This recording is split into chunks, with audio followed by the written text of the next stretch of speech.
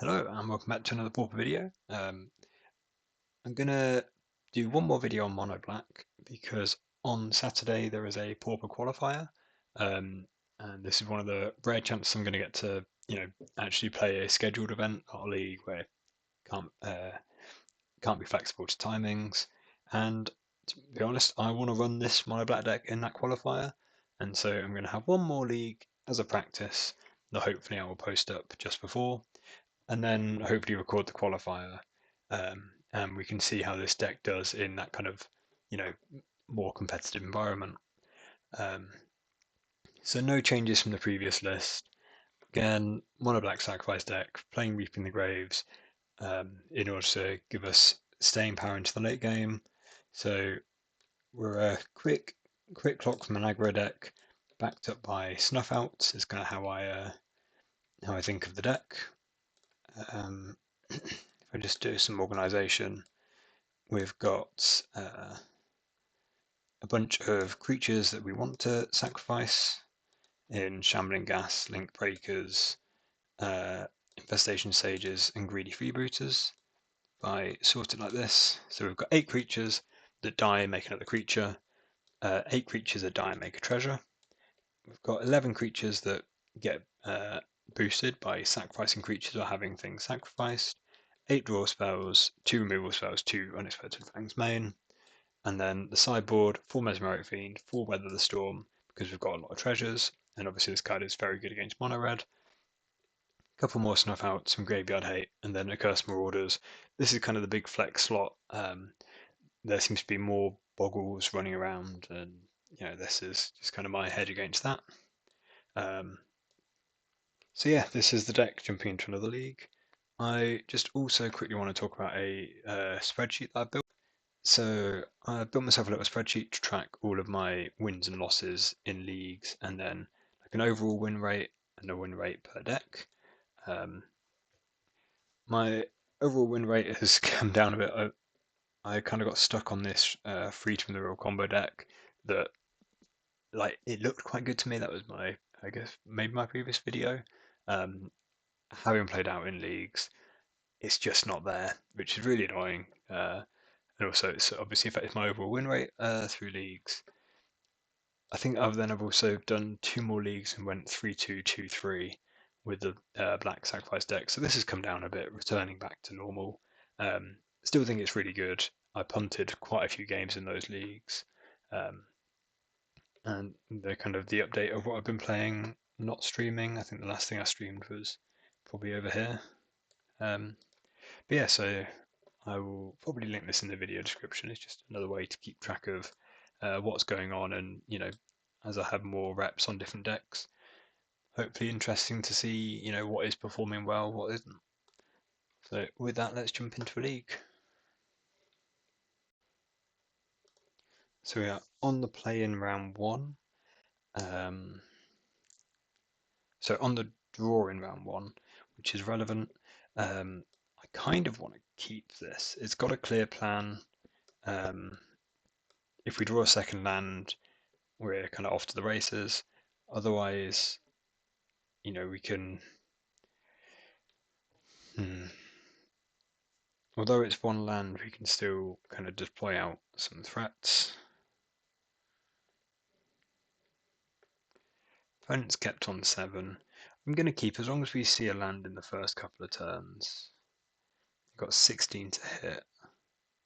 No, I've talked myself out of it. Only 16. I think the chance of getting there is too low. Yeah, can't be too afraid to mulligan. Yep, this is much better. So we'll keep this and put back the backup carrion feeder. We'll regret it if they have a removal spell for the first one, but if we draw Reaping the Grave, we can get it back. So like seeing swamps because we are immune to Snuff Out. Generally, in the main deck, people play at least a handful, or at least like 1 or 2. In their decks playing basic swamp. So this is Brood Scale, which we masterfully have a Snuff Out for. So I'm going to play a Mortician Beetle a carrion feeder to get a clock going.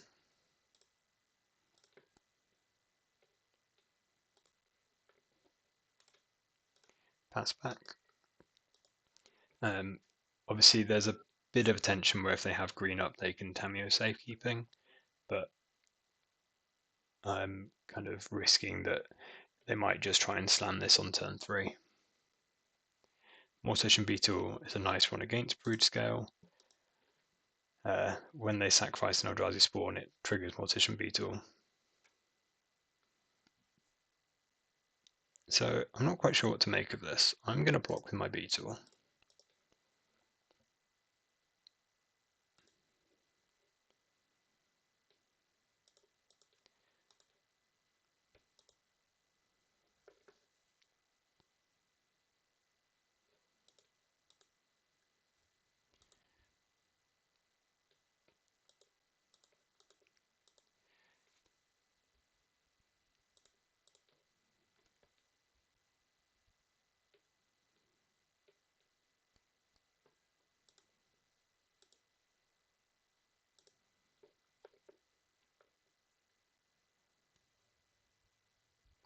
Again, we're kind of backed up through by Snuff Out through all of this, if they use that green mana. But yeah, okay, like, I don't hate the idea of trading a Brood Scale, trading a Beetle for the Root Waller and using this to put 2 counters on the feeder. We have even got a choice of sacrificing the Carrion Feeder to itself to keep our Beetle alive, which, considering the Eldrazi spawns, they're going to be on Deadly Disputes and so on.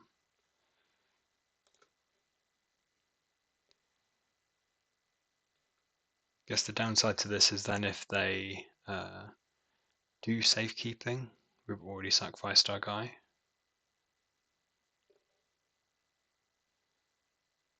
Yeah, I mean we've got village rights for the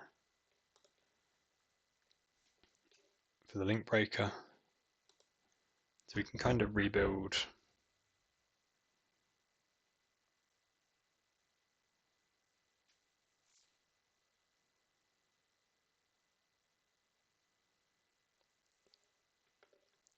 So on one level we've 2-4'd ourselves to make this guy into a 4/4. If we kill, well, whether we kill this or they safekeeping it.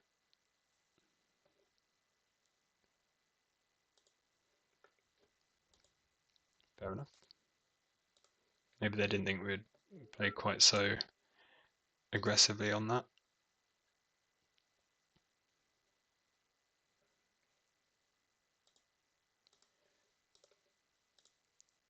So I'm going to village rights and sack my guy anyway because I want to draw, but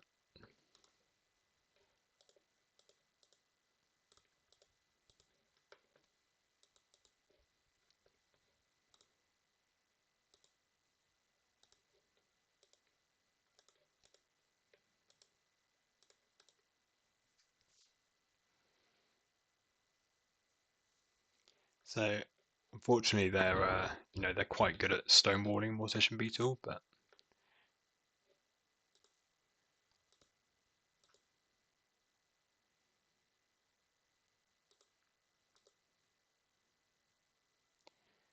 so with the Reaping the Graves, do we want to change how we play at all?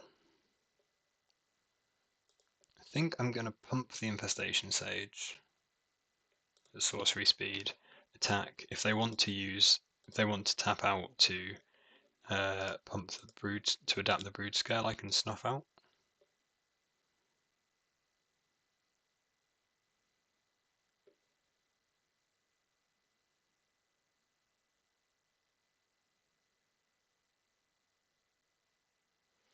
And then because we've drawn the Reaping the Graves, we're incentivized to play our snuff out anyway. Yeah, so by playing our snuff out, we are getting we're getting an additional storm count. So now we get back 2 creatures.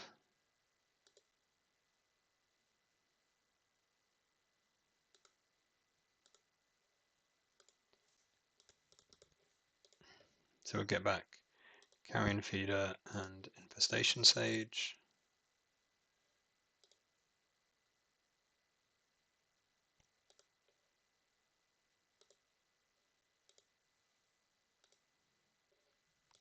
Play the Carrion Feeder, and then we'll be very surprised if we're not sacrificing the Infestation Sage in our next or in their turn sometime. So a third brood scale. There's quite a lot of brood scaling going on.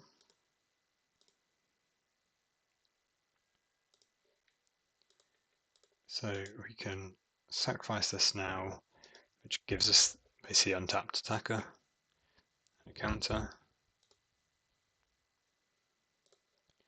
Play the Infestation Sage that they know about. This is kind of an untapped blocker, so we'll keep that back. Keep a card in our hand.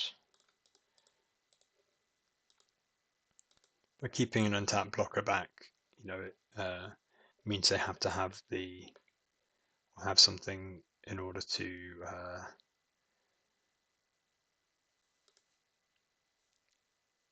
a Nightblade or something in order to actually get the kill. So they do have a safekeeping thing. We get in for 4. We pass back. Hopefully they don't have it. If they did, I feel like we obviously must have gone too early, but didn't really play around them having, we got rid of the first one quite cheaply. Maybe that was a sign they had multiple, but having the third was kind of unexpected.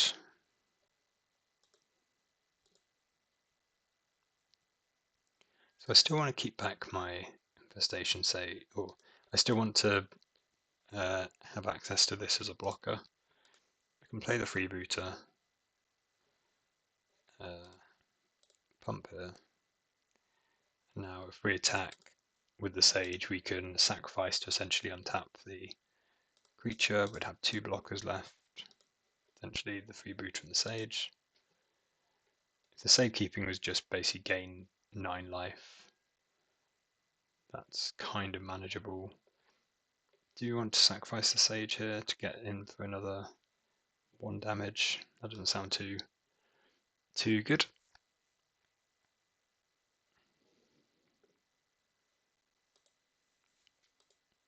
This doesn't look like it's going too badly. Another safekeeping.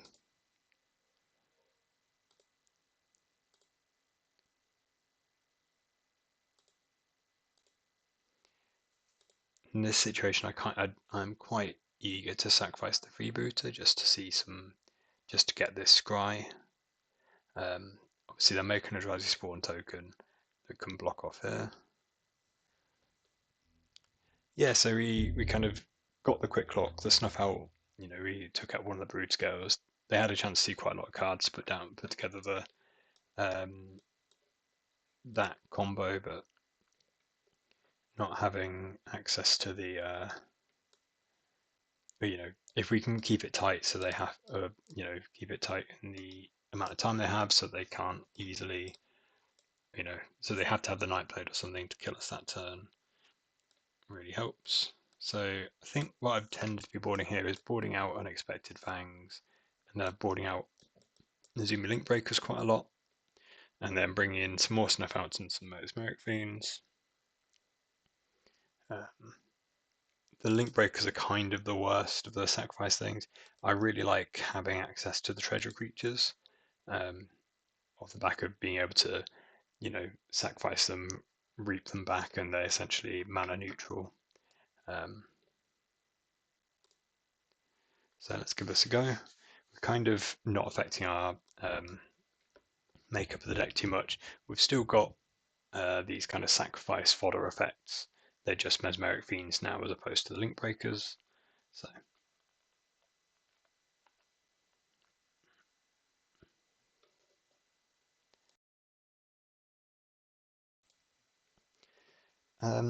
this is a weird hand. If we had a Carrion Feeder or something to sacrifice Mesmeric Fiend, I'd feel very happy. As is, I might keep, but I feel pretty bad about it. Yeah, I'm gonna keep. So we see they are on Jund. The dispute's nice. We've got away, we've got 4 mana, so we'll be able to do the Mesmeric Fiend, dispute it away. But obviously, the fact that only is available on our turn 4 is pretty late on. Okay, so on a Wildfire, I didn't put that together last game. I don't think we saw any bridges, did we? Infiltrator's nice. Get a clock going. Obviously, in this situation, we're kind of exposed to like a breath weapon or so on, but breath weapon tends to be pretty bad against us. Just because our creatures, we can keep our board wide, but as soon as they breath weapon, sacrifice a few things, go tall instead. I'm much more worried typically about spot removal, cast down. Very effective against us. As I said in the previous game, snuff out is really not too bad. So I don't see why we don't lead on attacking. Again, the plan involves Deadly Disputing Mesmeric Fiend next turn. We can play the Shambling Ghast and hold up Deadly Dispute, and then if they then breath weapon, we can sacrifice this, make 2 treasures, which can get us some more counters. This would survive. Because if they try and combo us, then we can, fish for a snuff out. As is fairly happy with how this goes. We're going to get to do our Mesmeric Fiend thing, draw some cards, get some counters.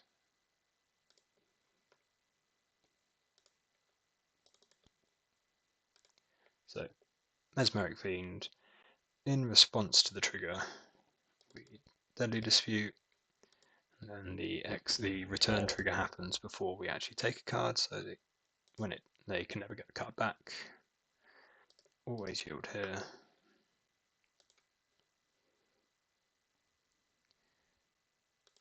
Nice.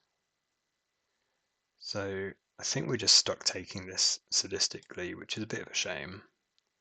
Or do we take the Brood Scale?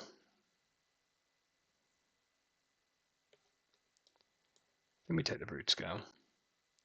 If we took the Deadly Dispute, I feel like they'd be pretty brave to slam it, but obviously we know we don't actually have have what we need to justify that. So let's pass back. Not too interested in attacking here. We can only make this up to a 4/3, so it's jump attacks. And then the really nice thing with access to the Reaping the Graves is each time we do this loop, the Mesmeric Fiend's going to the graveyard. So, if we draw a Carrion Feeder, we can Carrion Feed a Mesmeric Fiend, reaping back 2 Fiends, or 2 Fiends and whatever we sacrifice from our board. So it can't really auto-yield because we don't want to let them know that we don't have anything. We don't want to see a Brood Scale.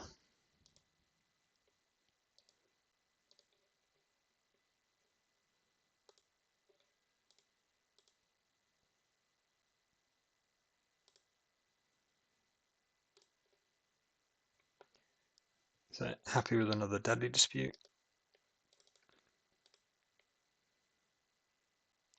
Just going to try and pick their hand apart.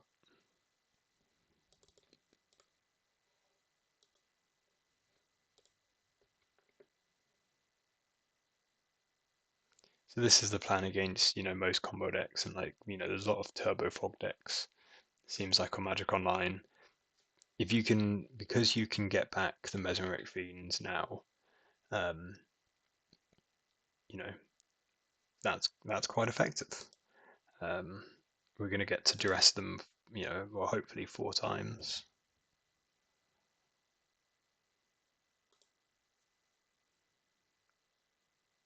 Sorry, Thoughtseize them, I guess. Better than Thoughtseize. Not too worried about you weather the storming. You can buy a lot of time, but we can get our clock quite big quite quickly.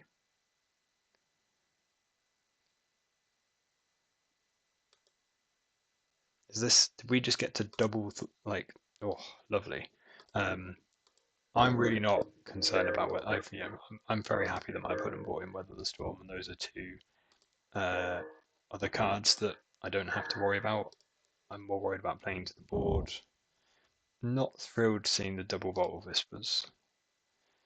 And then there's 5 cards in the graveyard. We've only got 2 creatures to bring back. So if they duress, we can Reaping the Graves in response. I probably just take the Glee.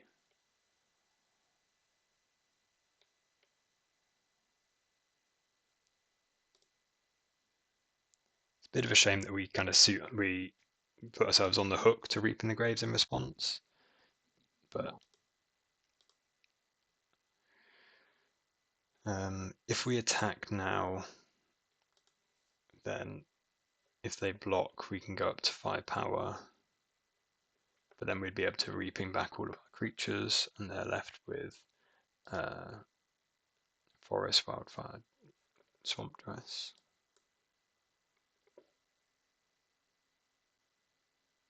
Yeah, 2 forests. Do I want to trade this for here? I think because we know that we're probably going to use the Reaping soon anyway, it's not that bad. I know if we sacrifice 2 treasures, we keep our guy, don't we? Because it's 5, 4, 6, 5. So they make us do it. I know, they don't make us do it.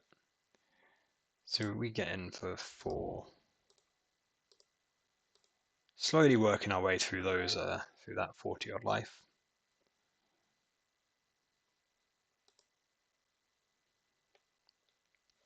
So one of the forests. That's the Wildfire. So I have 2 new cards we don't know about.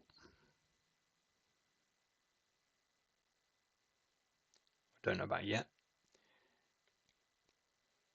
Double Wildfire. But we're going to be finding out about them pretty soon with our Mesmeric Fiends.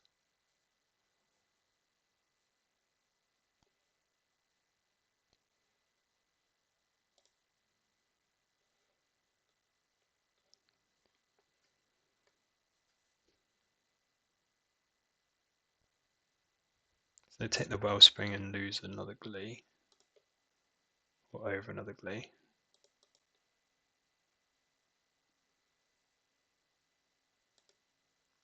We get to keep our Reaping the Graves, which is potentially better if we draw a Carrion Feeder. Which we don't.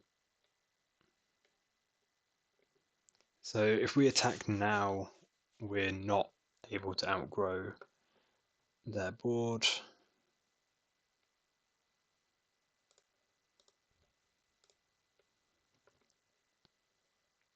We would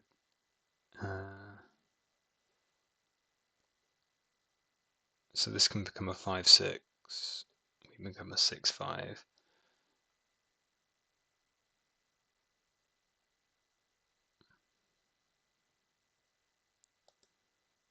I think I'm going to just pass back. Again, we'll reap if they duress.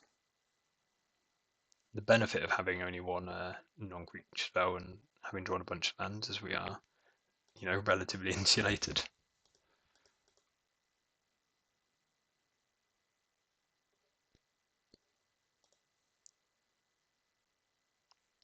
So we see they're on Breath Weapon. Most worried about them seeing Eviscerated Insight here.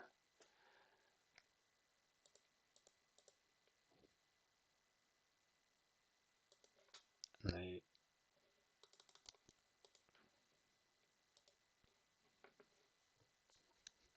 played their Forest.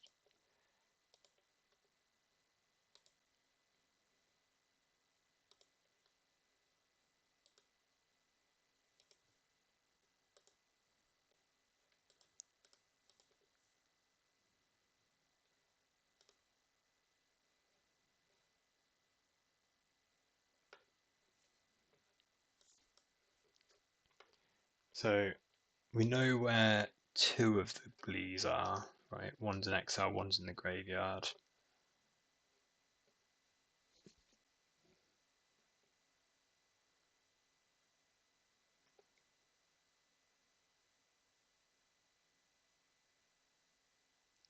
Just getting hit by a lag spike.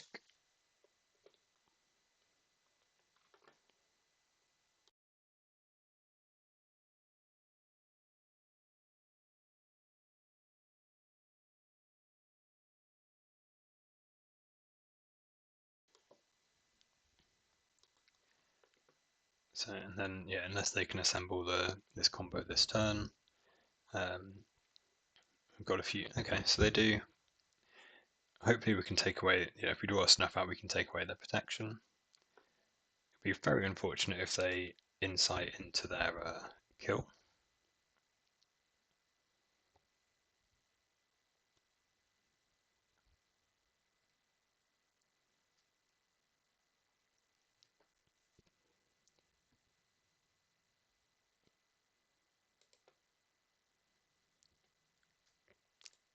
Those are some good draws. That's sometimes how it goes. I will take the opportunity to point out that what we've drawn 5, 6, 8 of our 17 lands in the top 17 cards. But yep, obviously Glee is a strong deck.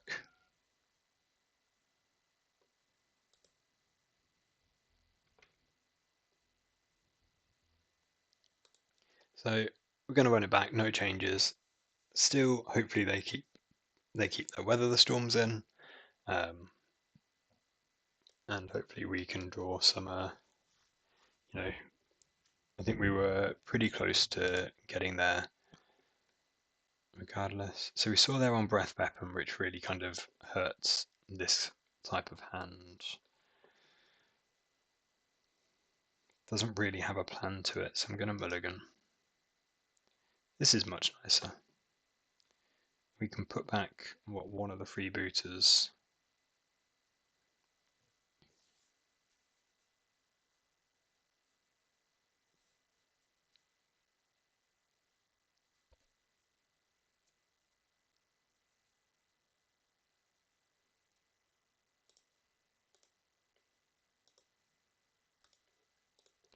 Lead on Swamp Beetle.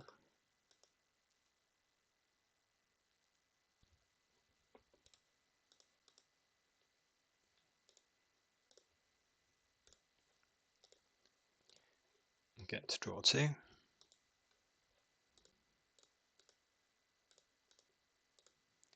I'm gonna bottom this.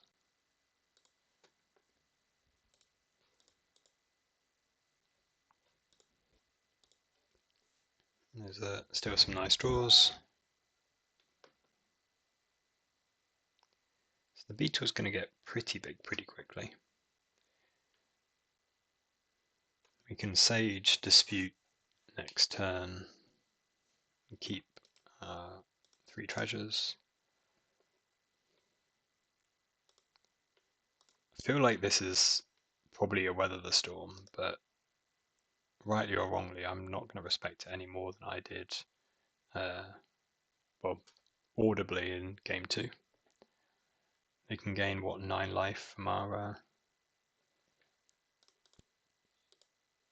shenanigans here. We get our creature out of breath weapon range.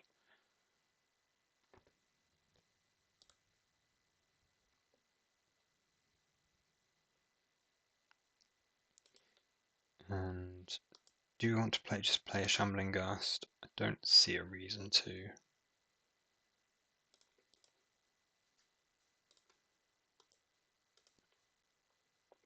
So again, back to being we'd love to draw a carrion feeder. So no Weather the Storm, just no play.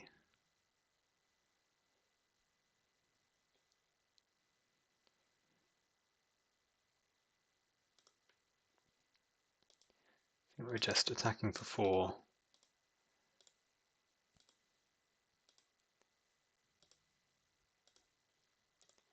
We can play a Shambling Ghast. Then if they play a spell in their turn, we can start, we can think about whether we want to reap in the graves. Yeah, X's 2 is pretty sad, but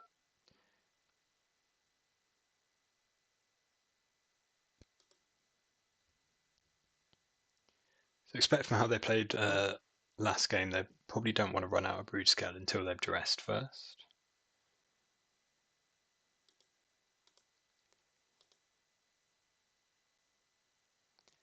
I think I'm going to hold on to my reaping.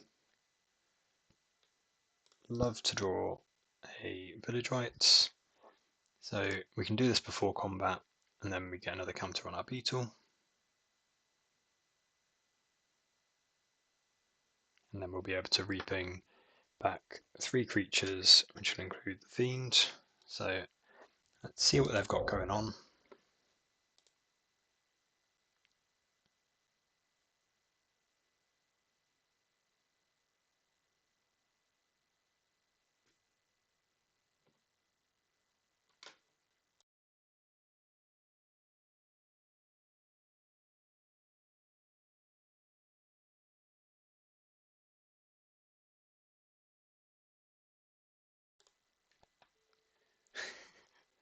I mean, I don't think I was taking the Weather the Storm here.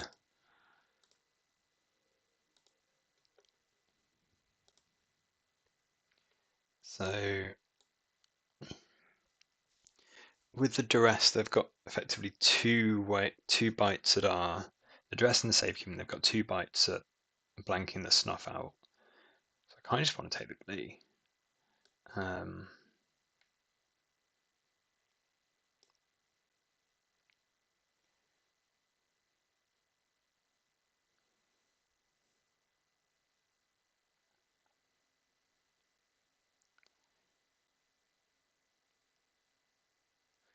I'm also looking at what happens if I just take away the Insight and they're just stuck with a hand of kind of do nothing.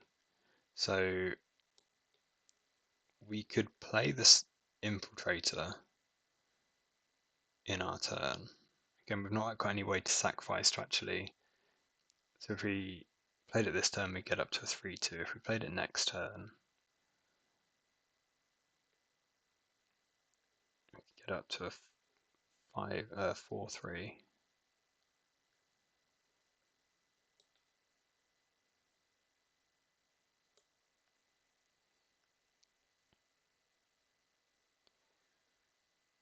Kind of like just taking the Insight, and then we're probably going to Reaping the Graves them next turn.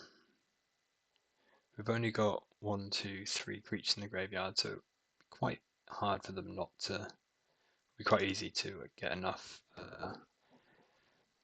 Stormcap from their turn to reap.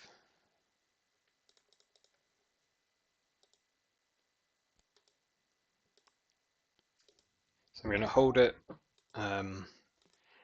If they don't duress us, I might not reaping. So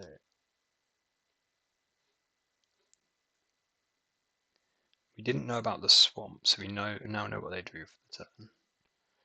Cycle the landscape.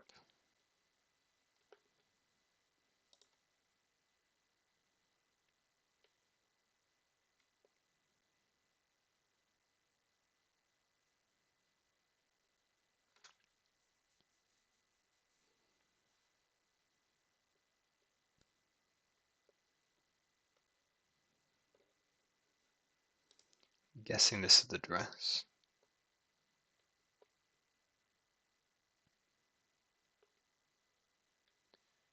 No.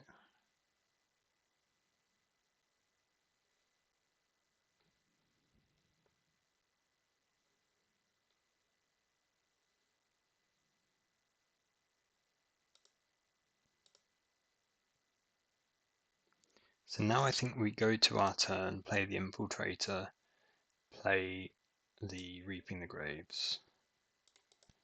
That's quite nice because it means that we can play play a Mesmeric Fiend without being able to sacrifice it straight away.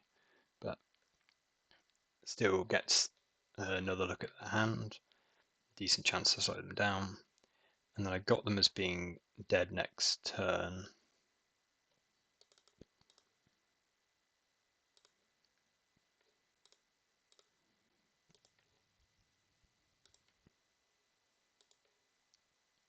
Take the freebooter on the off chance the scry matters more than another body.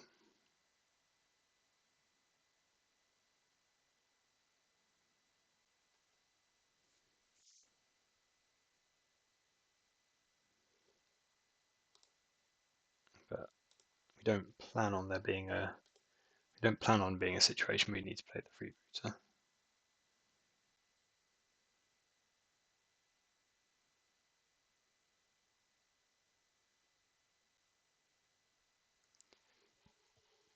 Again, you can see some of this lag.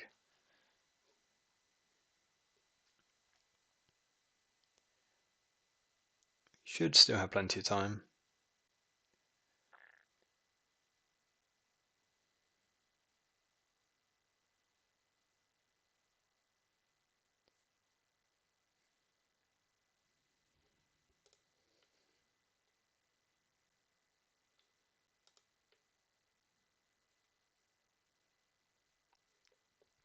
And then this turn cycle where they're going to have access to 6 mana.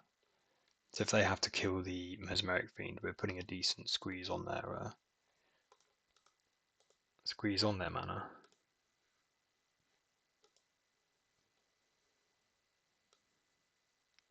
So I guess if we take the safekeeping, then they have to dress us for the snuff out.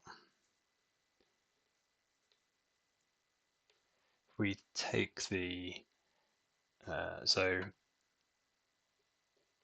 if they take the star, they lose a mana, so 5 mana. Don't think they've got enough to dress if they use the star. Am I talking myself into just taking a star?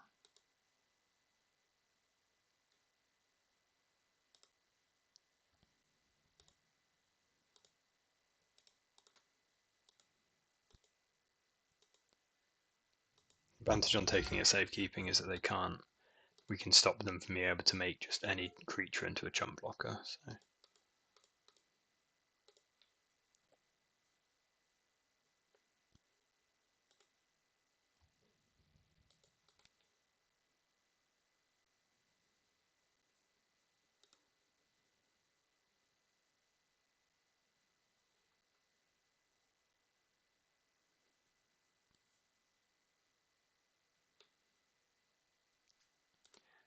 Okay, I think we get there.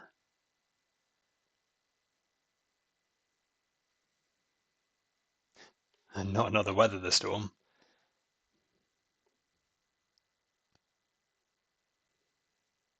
They pick this off to gain 2 life.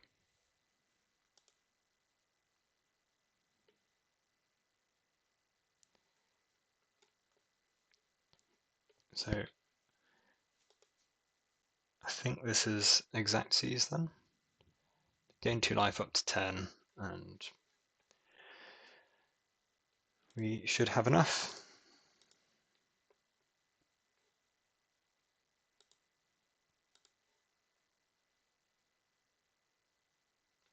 Nice.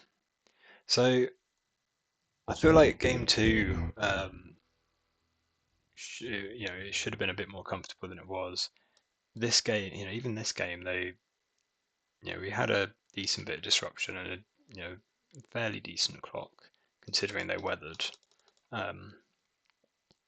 Yeah, I think this matchup's fairly decent. Just pipe up and say on my lovely spreadsheet, I've got myself as 3-0 against Glee variants. This would be 4-0. I played a lot of John Wildfire. It's another interesting one. So Wildfire, I might do some conditional formatting so I can see why I won and lost. Wildfire's a good matchup. Jeez. So I guess most of them are when your win rate's pretty high. What don't I like playing? I don't like Burn. Definitely don't like Boggles. Affinity feels pretty bad. Yeah, cool. And with that, back to our league. So back for round two. I played Roger a few times recently. I can't remember what they've been on.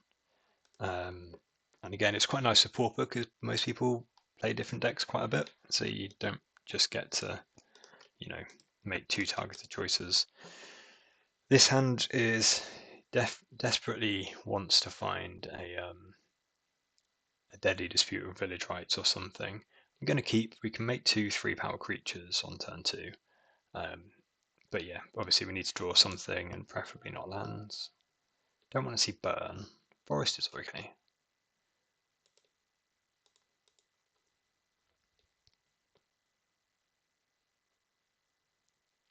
Love to draw like a Shambling Ghast.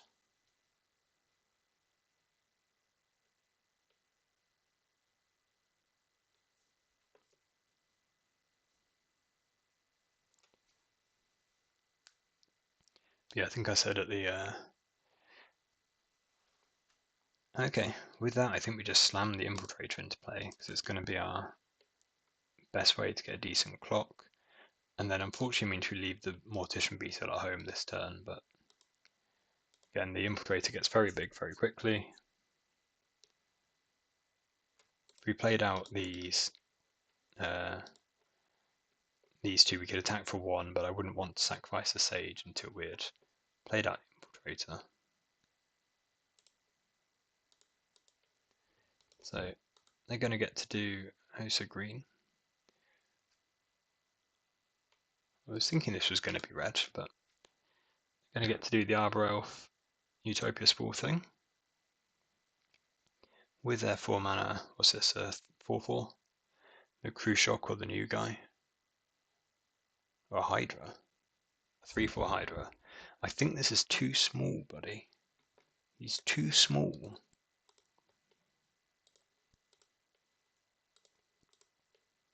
So 1, 2, 3, we can make our creatures into 4/4s and do not care about no flimsy Hydra.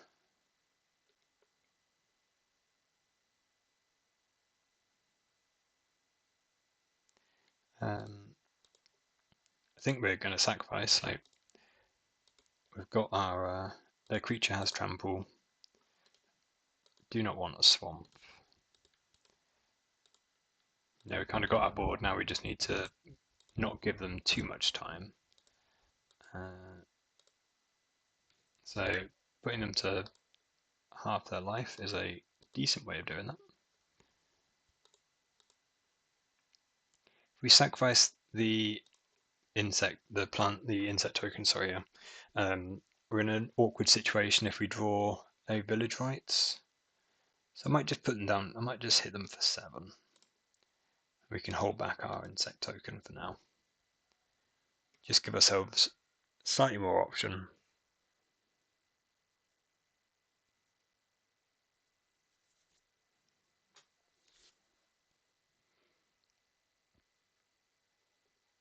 If they draw a boarding party, the insect token can block there. They play a boarding party, I guess, not draw. I guess people have been off of boarding party and so on lately, haven't they? They've been more on crew shocks and it's another Hydra. An avenging hunter, sure.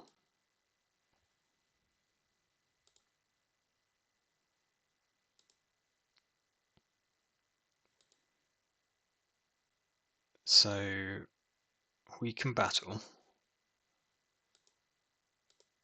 We can certainly battle.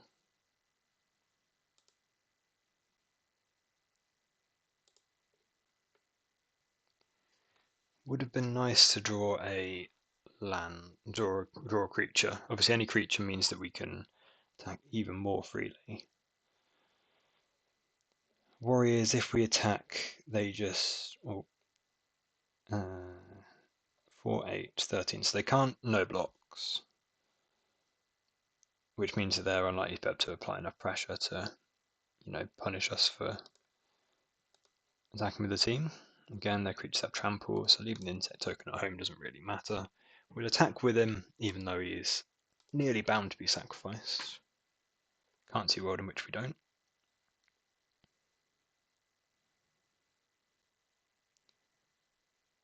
But again, I feel like most of this combat's going to go our way one way or another.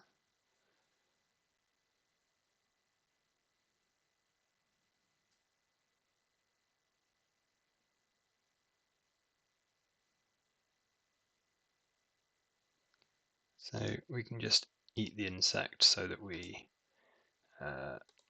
trade with the Avenging Hunter. We put them down to 4.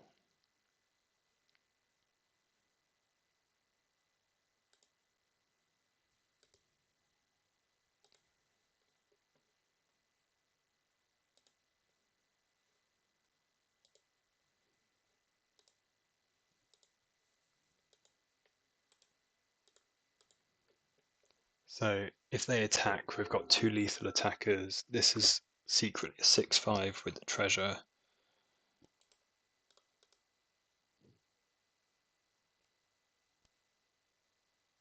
So Hunter is a better way to get the initiative back. They can forge, what make this a 5/6. So we're going to have to draw something, which seeing as with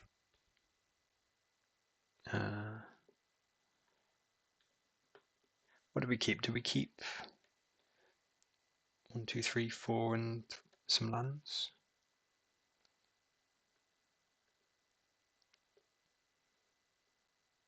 Can't remember. I know we drew the Infiltrator. Oof. Okay, that's pretty good. But I was going to say, I know we drew the Infiltrator. I don't know what else we drew. So they don't want to attack, so we can't snuff out them. Another Mortician Beetle was pretty weak. So with the trap, this is 12.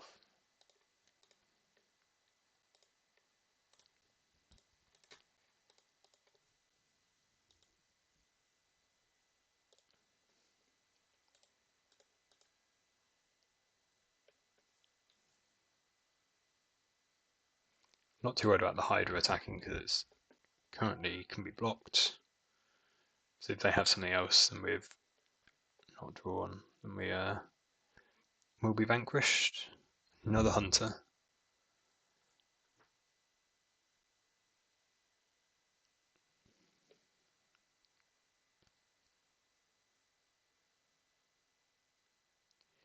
So this feels pretty much out of control now. We go down to 5. This is where our kind of ways out involve deadly. I was about to say deadly dispute into reaping the graves. Sacrifice this because the sacrificing a treasure doesn't help. We need to kind of do whatever we're doing this turn anyway. Can village rights away this.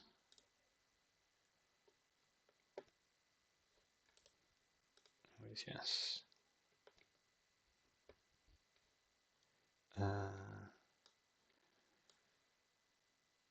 Don't think that's going to be enough in any world.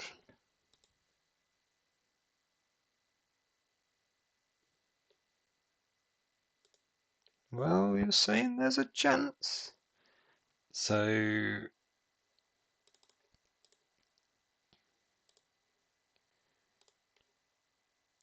we get back. So we can get this where we can get back a greedy freebooter, which is kind of mana neutral.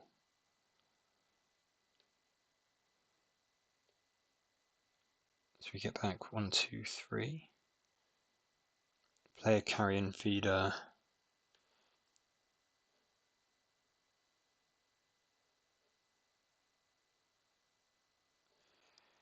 So this can grow up to 7 and block this. This can grow up to block this. We're dead by 1. However, says we're dead by 1 because carrion feeder can't block. Arbor Elf is going to get there if nothing else. So 1, 2, 3 counters means this survives. This doesn't survive. We can do 4 counters if we do a freebooter.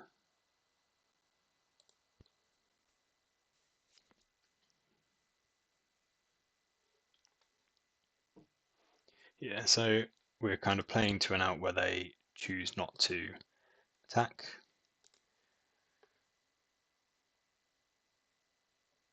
So Infestation Sage, and then I think it's the freebooter means we'd keep both of these alive.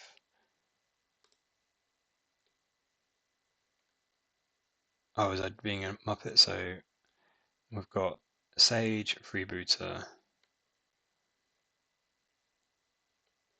Sage, freebooter, freebooter, infiltrator. Forgot we had 4 copies.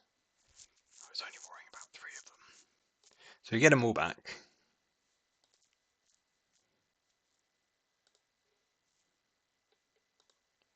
So it's black, carrion feeder, black, freebooter, sack the freebooter,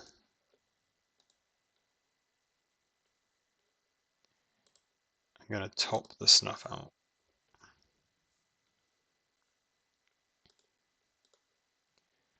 Play the freebooter, sack the freebooter,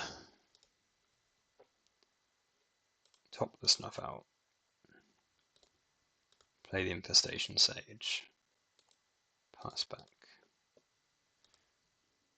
So we can go block, block, block, block, take 4. Oh, take 4?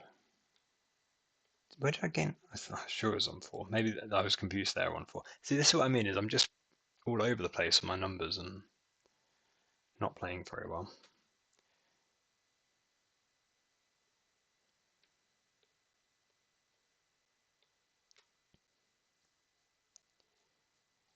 He's another big boy.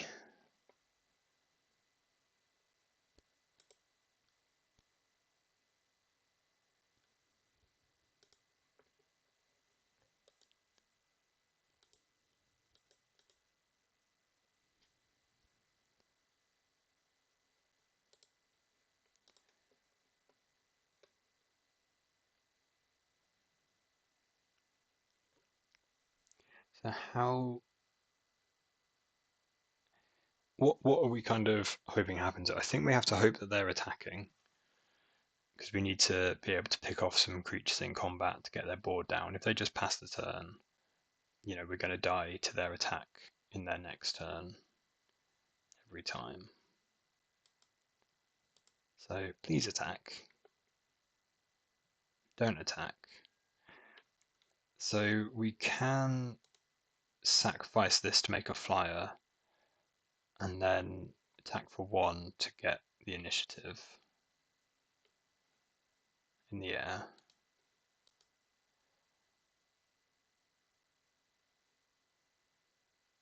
See, that doesn't seem particularly good. Because we've topped this snuff out now, we've got 3 blockers, carrion feeder, sorry, 3 blockers, infiltrator. I think we're dead again.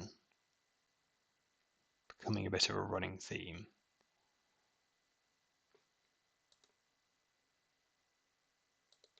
I'm going to sacrifice this.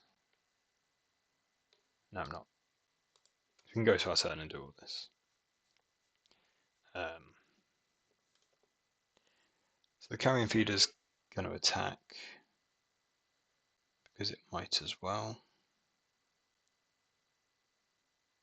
No, I think we're playing the infiltrator and just seeing what happens.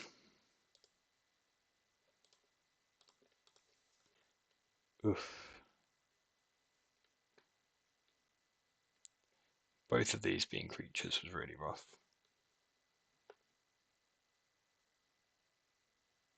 We drew back into it really well from being like, completely dead to rights, well, into drawing village rights. So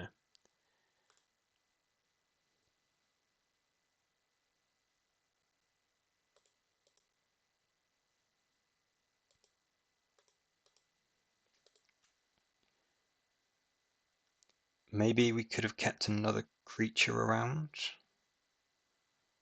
If we didn't need to sack both freebooters that, if they didn't attack, we didn't need to sack both freebooters that turn. We could have had an extra blocker this turn.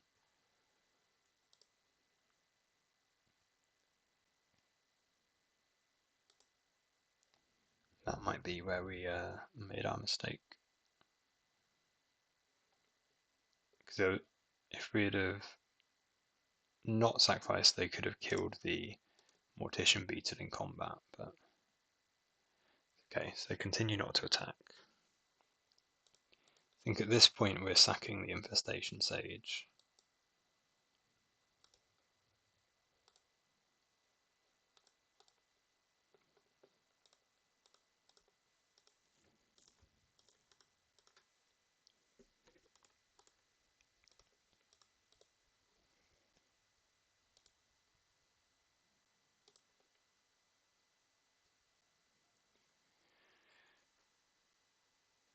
That's a bit annoying. That'd have been a great time to have a Infestation Sage. I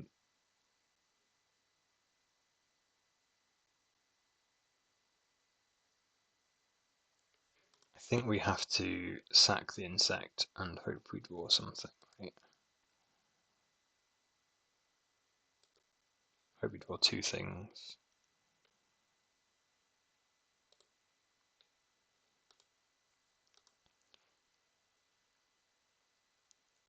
It's tough because we're going to die to this trap.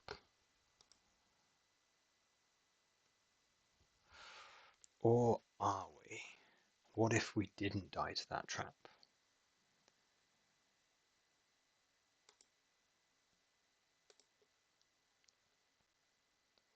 So we need to attack because we need to get, progress to getting the game over with.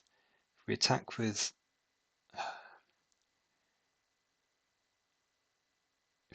our 9/9, basically I also want to use the 9/9 to pick off a creature in combat. Is the only tricky thing. Maybe we have to let them forge. Then yeah. Yeesh, I don't like it. I don't like it. I don't want to spend too much longer on this game. So basically, if I attack with this and they block with the Avenging Hunter, I don't really want, I don't want to sacrifice the Carrion Feeder to keep it alive.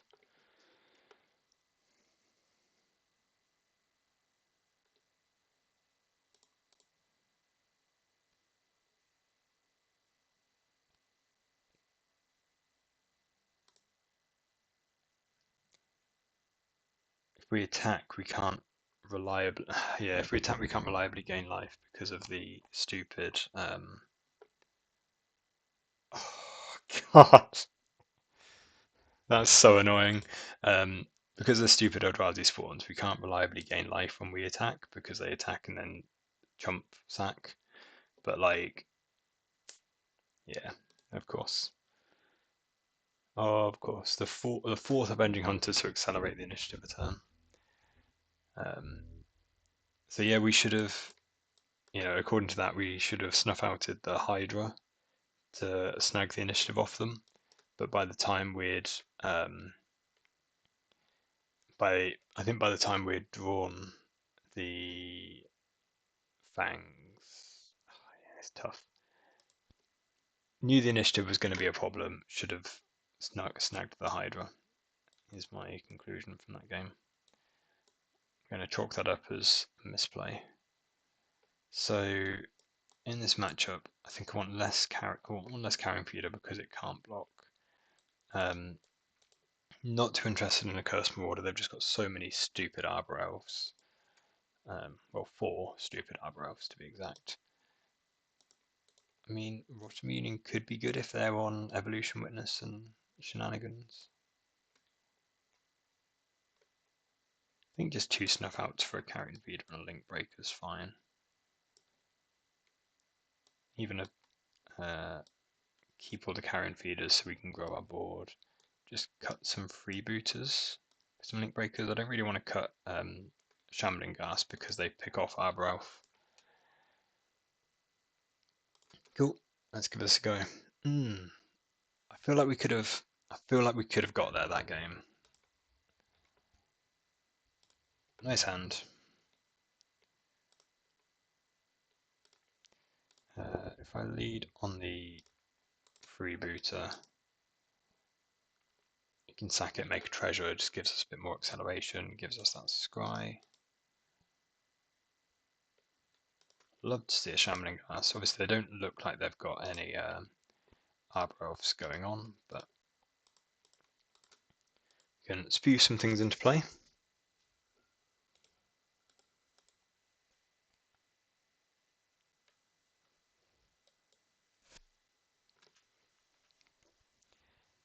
We can pick off Eldrazi spawns for Shambling Gas as well. We're not too proud.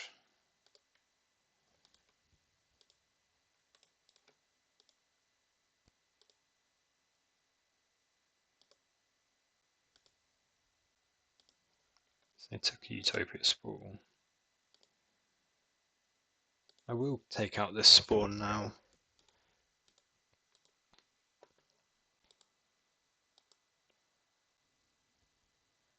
And then I think I'm just going to draw 2 off of this.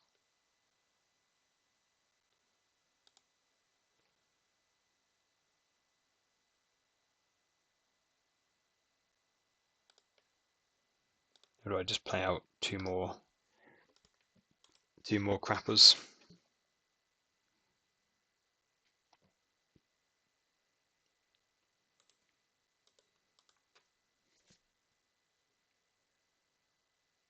I don't think they play Breath Weapon. Obviously, if they just Breath Weapon me, I'm going to look like a chump. Well, I'm going to be a chump, no looks like about it.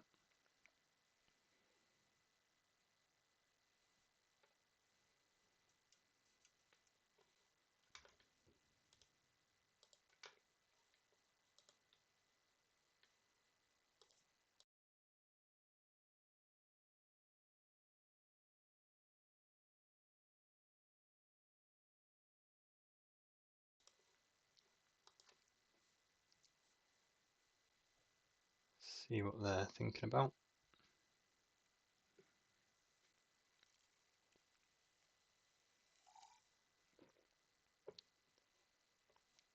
Whether this is just lag, but yeah, I think we're looking at, in our turn, hopefully drawing a Beetle, an Infiltrator or something.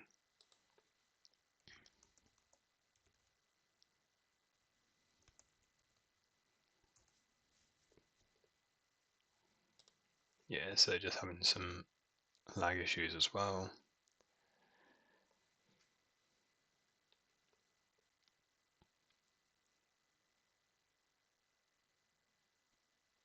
So that's pretty much the perfect draw for our kind of getting a clock going.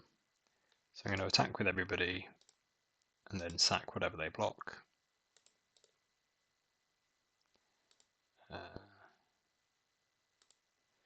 Preferentially we sack the freebooter so that we don't get, so we're a bit more safe to ram through.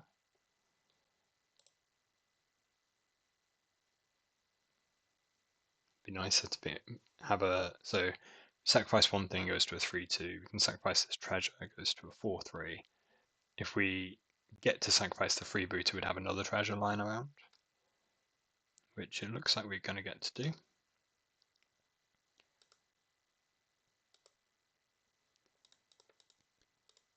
Let's draw 2 now in case we draw something good.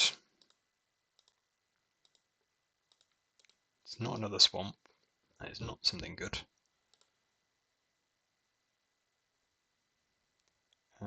Another infiltrator is quite nice, but I'm also drawn to this village rights.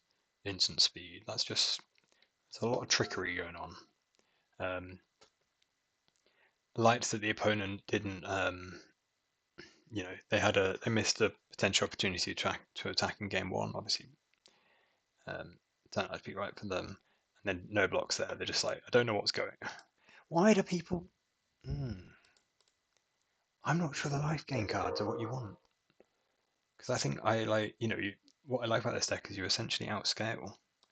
So this is this whole ram through situation that worked out really nicely. I'm going to village rights and sack this. We're no longer going to die.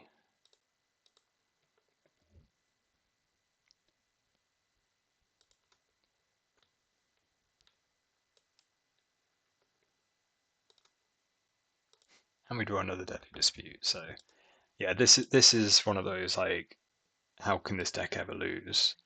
Kind of this particular game this round.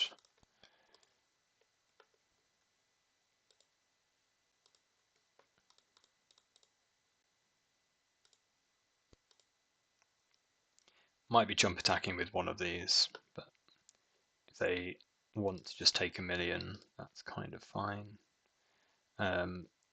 Doesn't really matter which one I sacrifice.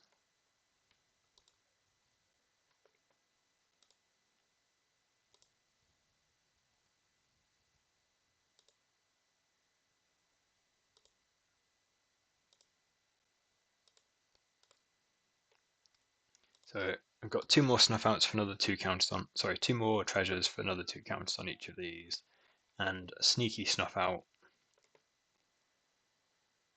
So I like how this is going.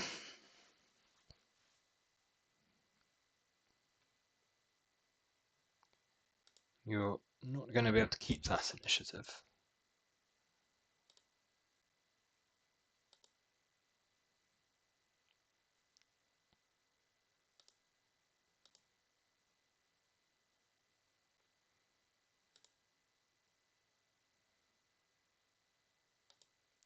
I'm weighing up. I mean, they know we're gonna play snuff out. I don't know whether they're going to be on some stupid safekeeping. I should have pumped a flyer.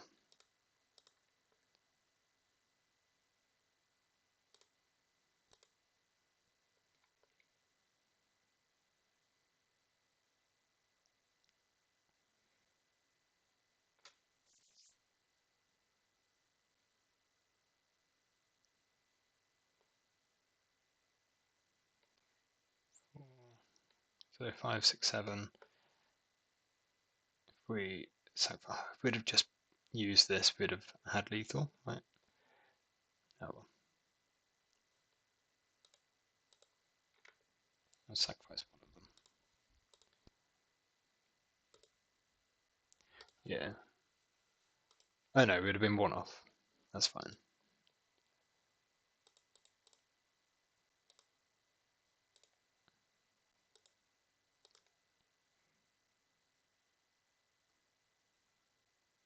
So yeah, all of this is basically just trying to play around like a Tamio safekeeping on their creature. I don't think they play it, but I don't see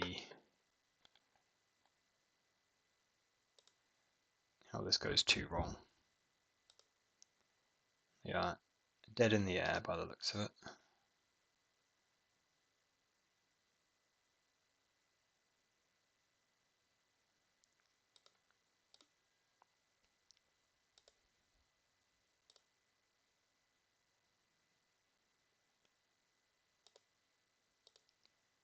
Just take the 7.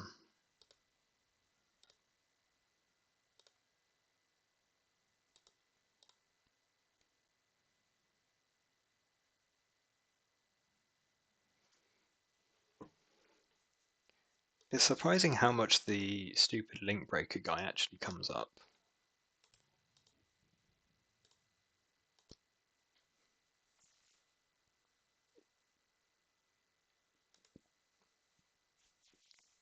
So we steal back game 2. And then any changes sideboarding? Do we want to be on a Curse Marauder? Hmm. Let's have a quick check on some lists. Okay, so back. I've come to the conclusion I'm going to try a Curse Marauder. I feel like I'm going to get punished for drawing it, but it is what it is. Cut some more freebooters. Also seen that whether they might not have boarded in Breath Weapon for that game, but a lot of lists play them, and I should have respected it more. It wasn't really on my radar for this matchup. I don't really like these Curse Marauders. Hmm. I'm gonna keep them because, like, how they've been playing or what they've drawn, they'd have been alright both games. Yeesh. This is a 6. Don't think we can keep kind of a real do nothing. Do like the unexpected fangs, but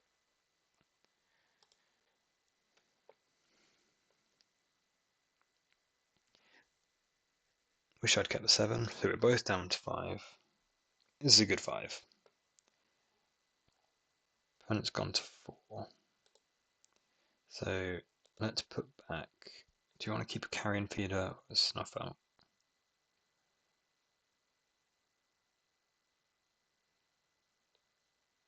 I think I'm going to put back the snuff out, keep to our plan.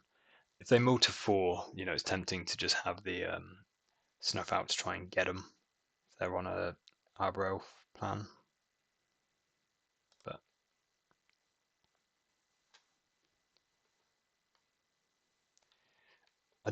I prefer this. I think this deck's better in games where both players have a lot of resources. I don't think it mulligans particularly well.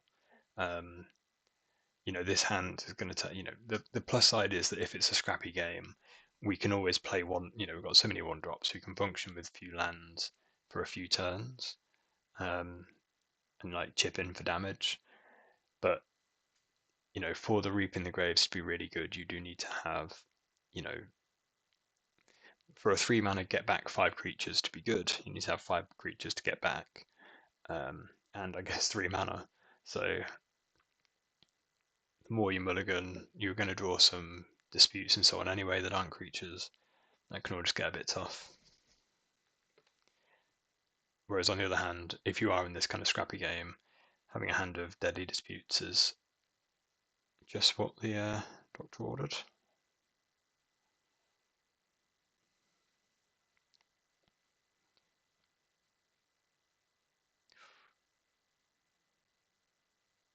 This is an Arbor Elf, I'm going to be sad. Yeah, right choice.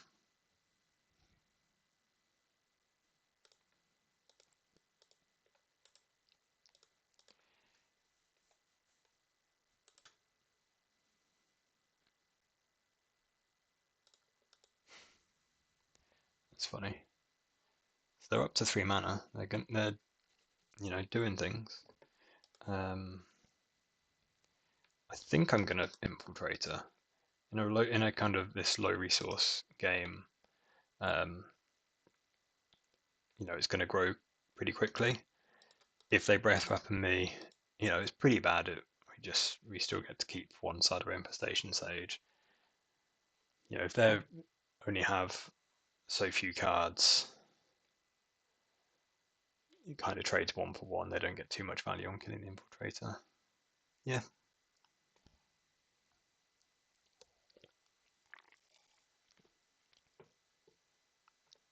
Jewel Thief is cool. So let's start on Deadly Dispute.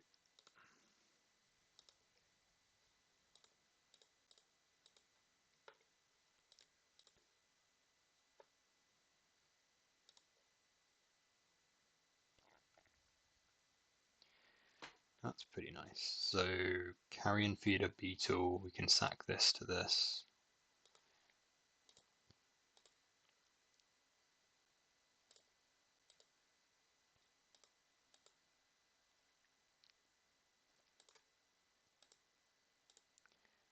I think we're gonna get there. For a multiplier, this isn't a bad board on turn 3.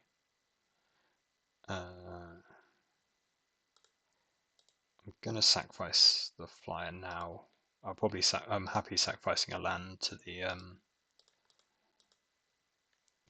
Vault of Whispers. Sorry, sacrifice a Vault of Whispers to the Deadly Dispute.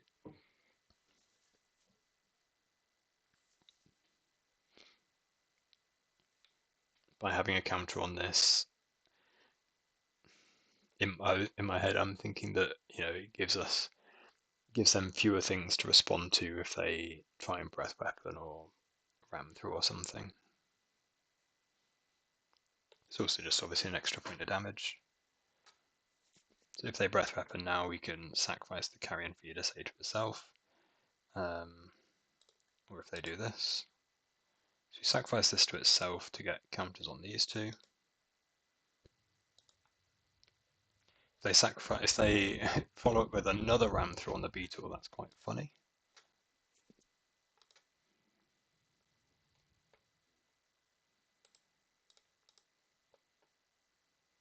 Any creature means we can attack with a Mortician Beetle. That's any creature.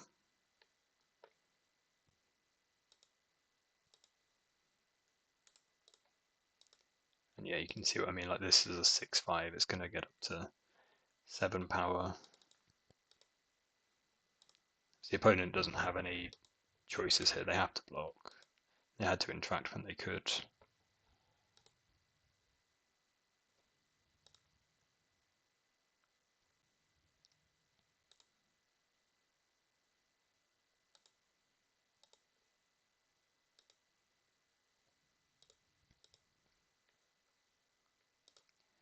Keep playing to the board. Yeah, so we multi 5, they multi 4. Obviously, we're on the draw, mulliganing heavily. It's obviously you'd rather be on the draw. A Chrysalis buys a lot of time. Again, buys some time, but although we're aggressive, I don't think you want to be on life gain, surely. Let's just push in for damage. We could sack the beetle over this, but yeah, the beetle's not unlikely to be attacking this turn anyway. This guy's going to get huge with the 2 treasures.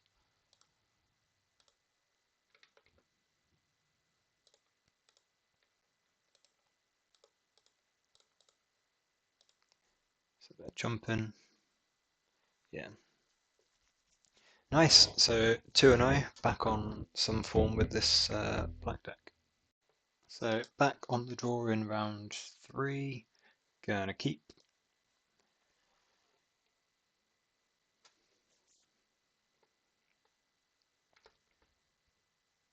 See what this is. I'm gonna lead on the Sage, I guess. Doesn't really matter. I think I'm nearly guaranteed to be playing Sage into freeboot. Sorry, play something into Beetle freebooter, and then turn 3 dispute probably the freebooter away. Play another Sage. So again, Affinity is a pretty annoying matchup because of that stupid Clan Shaman toxin analysis. Madness is so, and Glee in that, quite nice. Wildfire apparently is really good. Yeah, the other problem with Affinity is that they run so many Nile spell bombs main.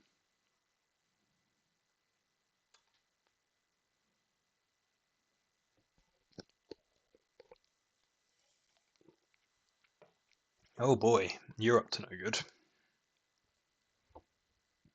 So I'm basically guaranteed to just snuff out that. That's got to, if you're playing this card, you're intending for it to do more than 4 damage, right?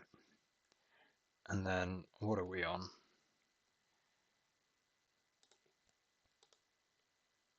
I think we're on play out this and a carrion feeder, and then we're like drawing that carrion feeder. Suddenly we've found a clock. So let's snuff out this now. I don't see any reason to hold up. It lets us get in for another damage before we sacrifice.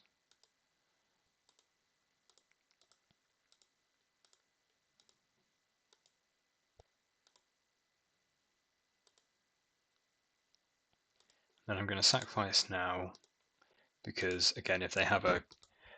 We could do it in response to a Crackland Shaman, for example. In response to them playing a Crackland Shaman.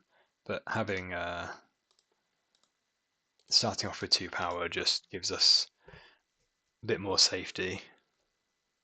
Sorry, 2 toughness gives us a bit more safety against a lot of things. So a refurb, I think we'll sack the freebooter.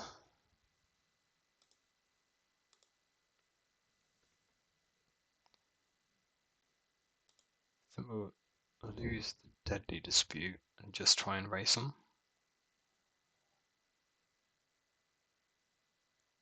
Lose the Sage.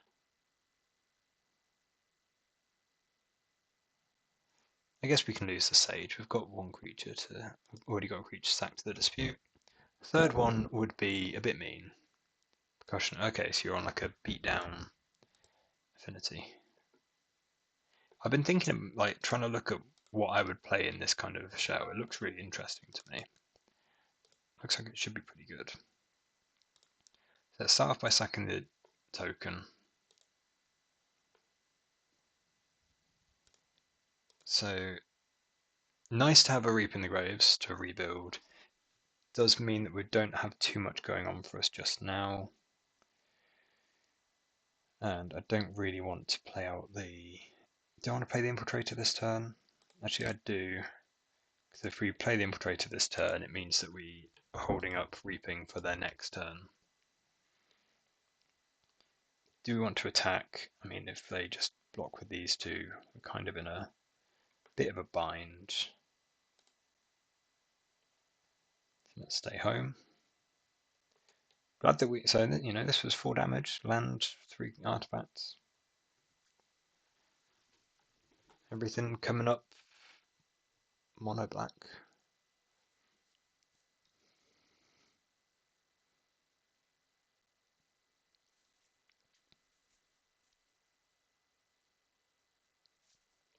Bloody refurbished familiars. I love the card. I hate it when it's played against me, but I love playing it.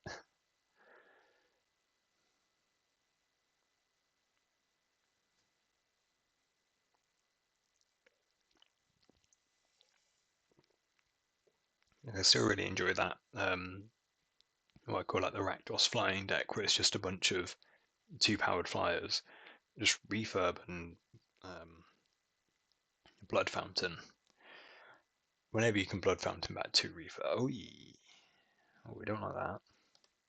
Yeah, if you can Blood Fountain back 2 refurbs, you're just laughing.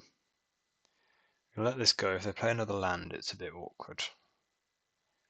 But I think I'm going to prefer keeping the Carrion Feeder over the Infiltrator. If they don't mind them attacking. Well, do mind a bit. I'm down at 12, but it means, you know, it's easier choices for us to attack back.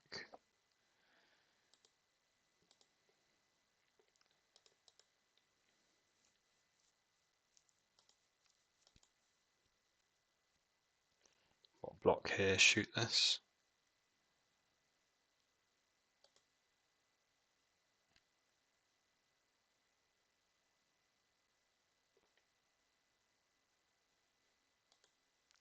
See what they see.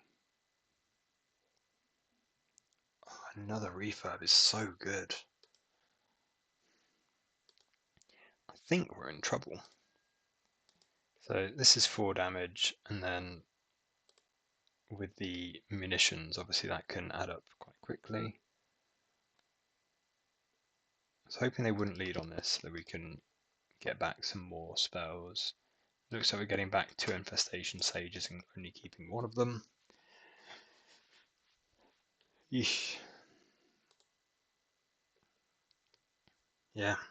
You know, I was saying refurb's really good, and it's like, you know, very obvious, but they just get better and better in multiples. Oh, stop it! Yeah, okay.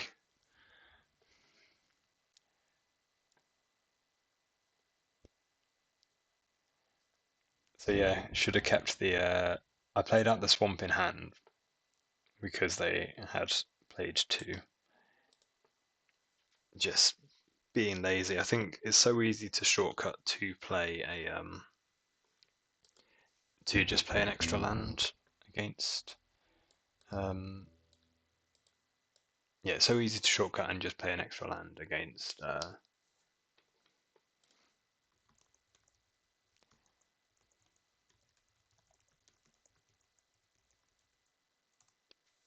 Yeah, and just play an extra land because it's kind of seems clear, but so easy to get punished when you do. So sideboarding. Um, I'm worried about Clark Clan and Tox. I don't really want to bring out any snuff outs. Do I want any Mesmeric Fiend against their nonsense? I don't think I want to be on Weather the Storm. Um, I had a similar. I had one of the matches where I lost on the. I think on the league I went 2-3, and basically they played a gutter snipe against me in game one, and I just went completely nuts and was like, "Oh my god, I don't know what they're doing. They must be on something really weird," and brought in a load of you know Weather the Storms and stuff, and they were just playing Affinity and had a gutter snipe, and like just I immediately punted the game on the spot. I don't want to go. All right, you've played a percussionist, you played a what's it called, um, Firewalker or something. Just immediately go nuts. So I like the fangs. Maybe I do need some there, and I'm talking myself into it. They're on the stupid 1/1 monkey.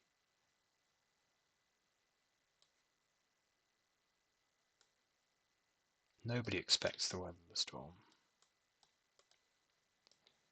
And then if I bring in two water reunions, because they've got to be on some blood fountains.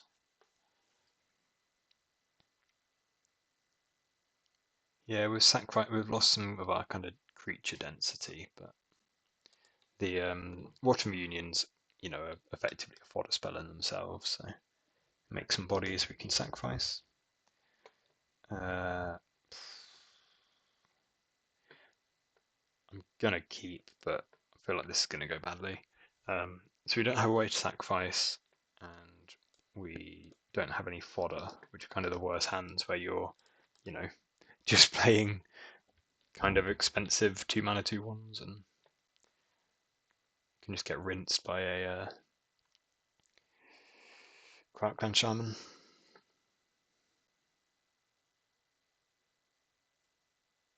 But we've got the Reap in the Grave, so we've got something going on. Yeah, if we draw the right cards, if we draw, I don't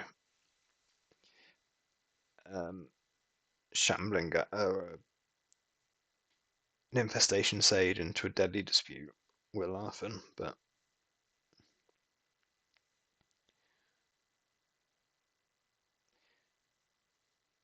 being blanked by a Clockwork Percussionist is not really where I want to be. Alternatively, getting Galvanic Blasted is exactly where I want to be for now.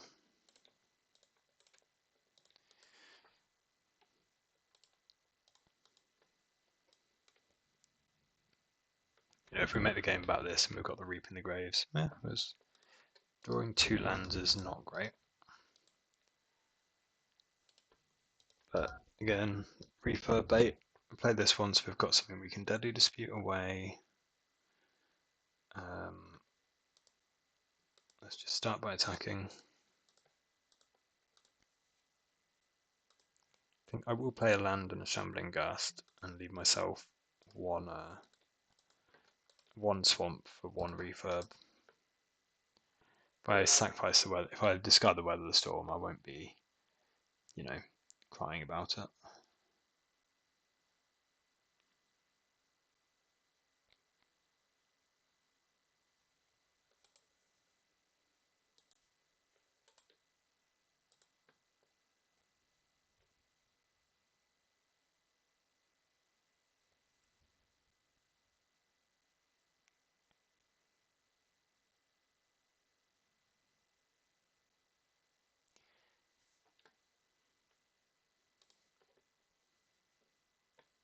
They discard to hand size.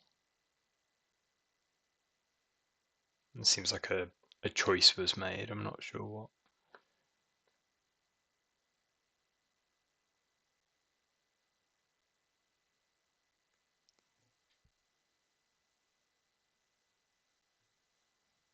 Yeah, not sure quite how we ended up here, but so discard a cast down that they could have cast. Well, down. I'm going to keep the 5th land in hand as another refurb bait. See, the cast down could have gone after this.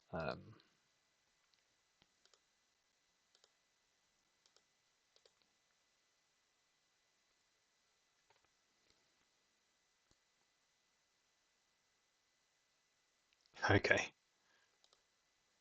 Terrifying. That's cool. Cool idea for like what, this could well put this over the edge into being good. It's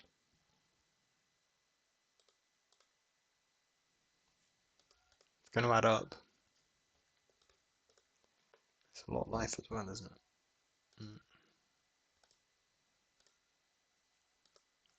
So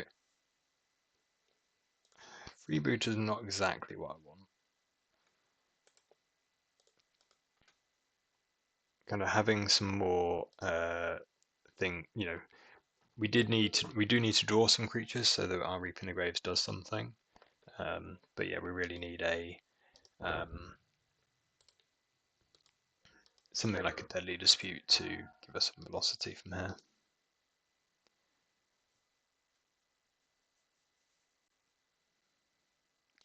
It'd be cool if Affinity goes back into being like a more aggressive deck for a while. I think I'm just going to block. I really want the Scry. The treasure's useful in itself. It turns on the weather. So the treasure's really good for the Infiltrator. I'm hoping I can get, I'm expecting I can get these back with the Reaping the Graves. I think I have to bottom this and try and find something better.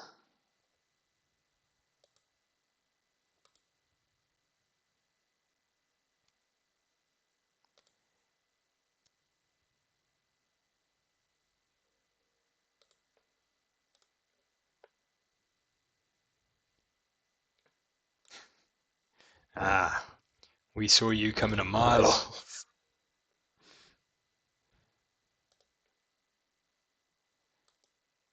So, do we just want to reap back these 3?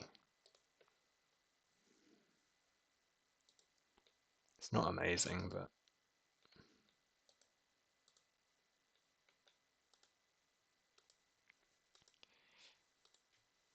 it's kind of what we've got available. And then we can gain 15 and get, that's a decent buffer. But we're still on needing to draw like a Deadly Dispute or something for our turn.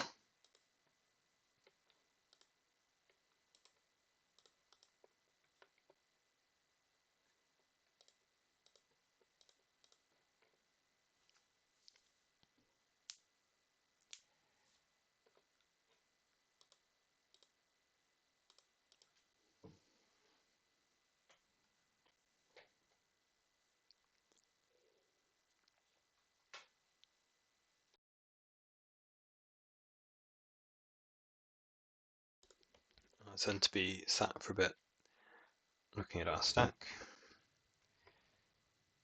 Okay. It's not exactly what we wanted.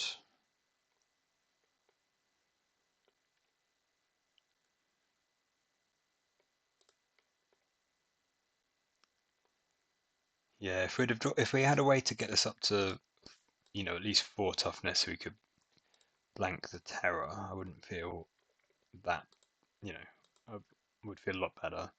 I don't want to trade it in for the 2 refurbs, even though we can reunion, stop the refurbs coming back.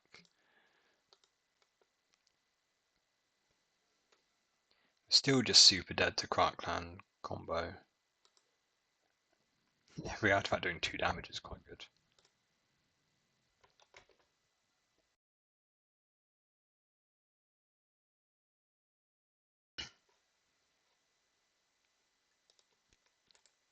Do I want them to draw a card, or do we want, and we make a random 2/2? I think we want the 2/2 because we've got the beetle as well. I'm going to say that puts us over the edge.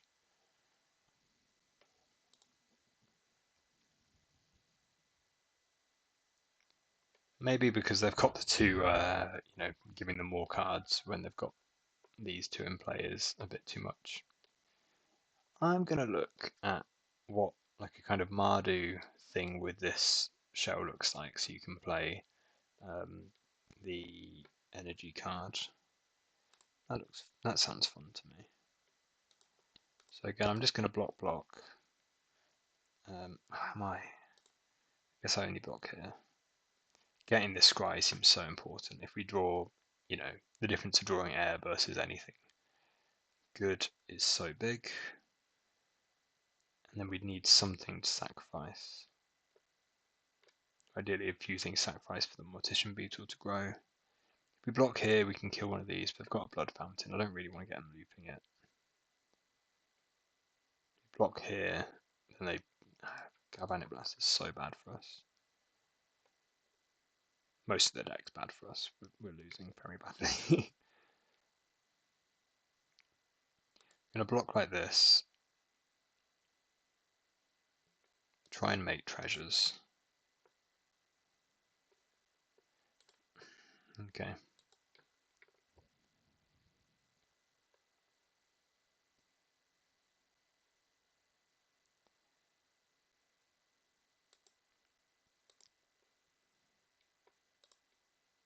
So we've seen a cast down already. If we attack with this, we get a counter on both of these.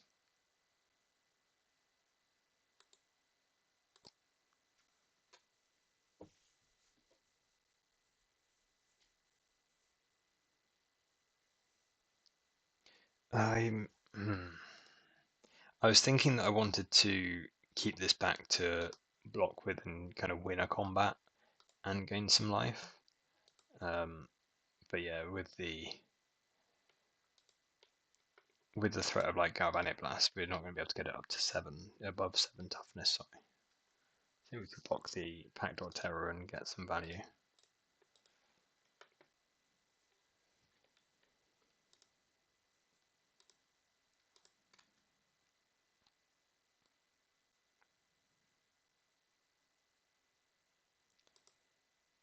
So you're saying there's a Mortician Beetle?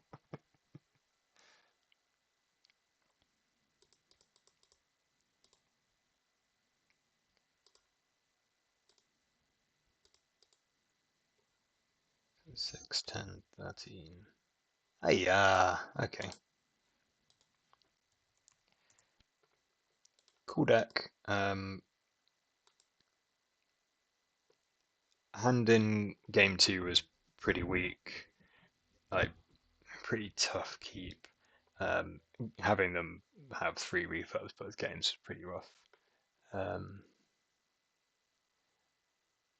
Don't know what else is. It's another game where having Weather the Storm where you just end up losing on the board is so bad. But we're so far away from actually competing on the board that it's not like we're 1 card away. So cool. On to the next one. So we are back for round 4. Gonna keep on the play. Hand looks pretty nice.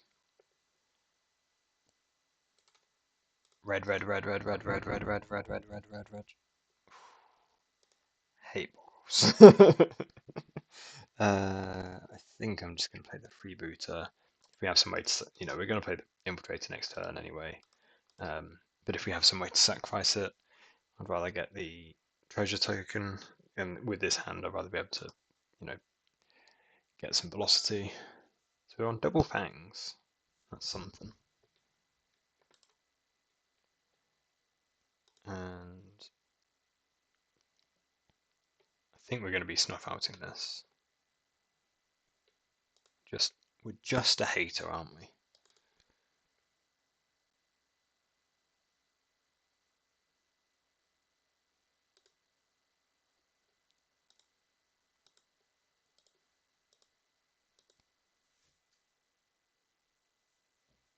Is that right? Please block. Blocking makes our life so much easier. um,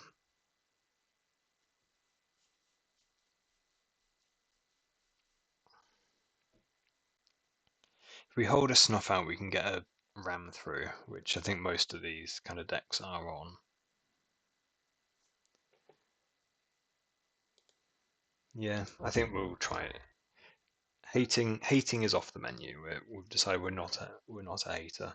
Um, I'd rather try and, if I say play a fair game, rather than try and low roll, like have a high roll on a. Yeah, if they have a fourth hand, snuff out in this doesn't really do anything.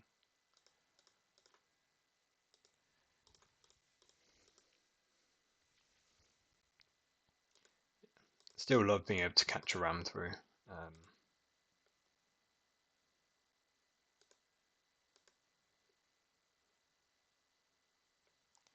Really nice draw.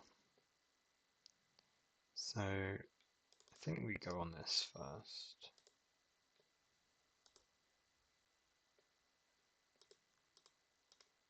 Just we want this scry more than we want to flip this to a 1/1 flyer.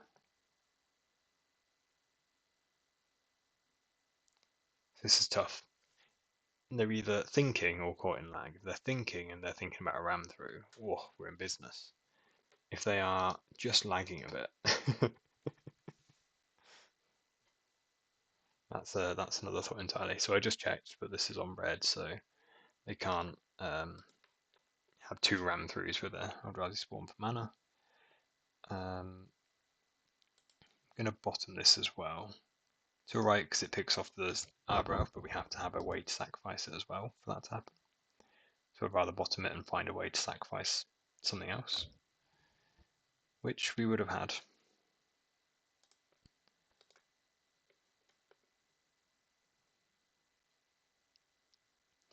And then we can actually attack here. So this can go up to a 4/5, and we can go up to 5/4 and sack this to the village rights. Which, is more or less in plan anyway. Or we could just unexpected fangs it. So let's get in there.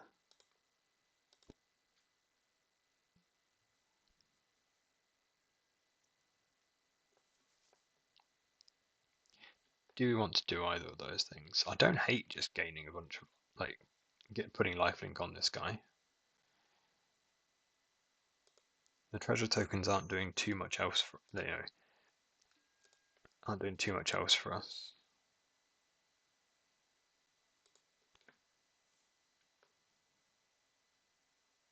We can village rights this in our next turn anyway, that's not changing.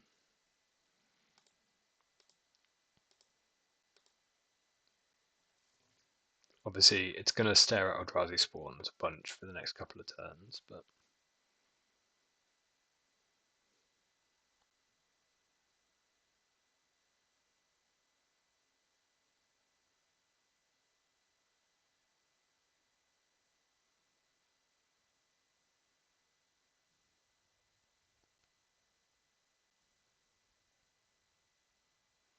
this is a lot of mana. A big ol' Hydra.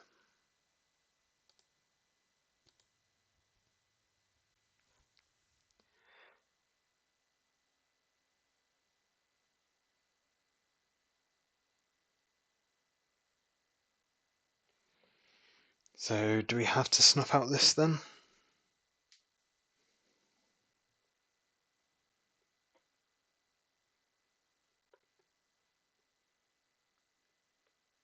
It's a shame because if they have the ram through, they can kill this anyway.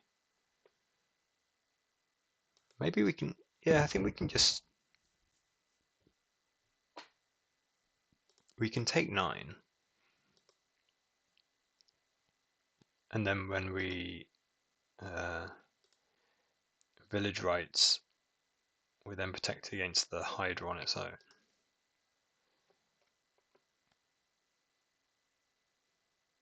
Yeah, we could take 9. See? We did have it. Oh! Nice. You know, we paused for a reason. We told you.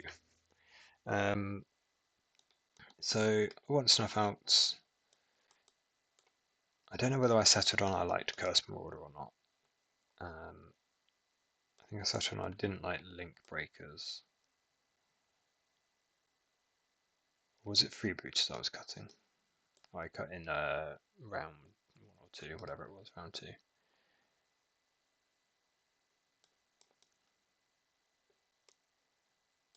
My worry with this is I'm always at risk. You're always at risk of getting blown out. They kill whatever you're hoping to sacrifice, and then you just 2-mana edict your huge guy. It's pretty sad. It might even just be better, like enough better on the play. I think it's better on the play, worse on the draw. That's what I'm settled on. Which is on the play it can just kill an Arbor Elf again. Not a bad use for your, not necessarily bad use for your 2-mana. On the draw, it's too late to kill an Arbor Elf by the time you're playing it. When they've done their whole 4-mana on turn 2 thing, you can't really just spend 2 mana to kill the elf.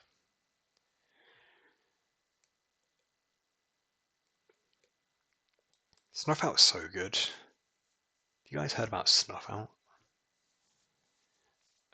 Great hand. Kills an Arbor Elf.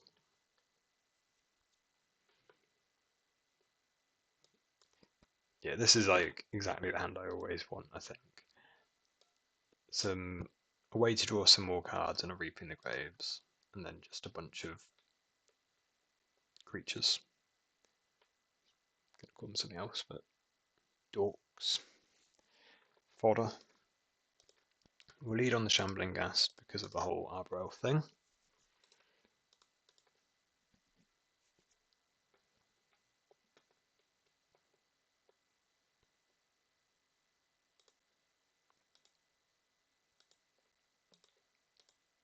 So, did I learn my lesson from game 1? Sorry, the first time we played this, where I just jammed everything into what could have been a breath weapon. Whereas in this situation, if they breath weapon, we're getting most of our creatures back anyway. Playing Infestation Sage and a Link Breaker, we get a treasure and they kill one side of each of these. We get our graveyard set up for the Reaping the Graves.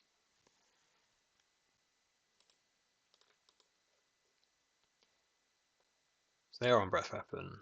They take a hunter. I guess depends on how many lands they've got. Might just take the forest. So they do take the hunter. They've got another land around.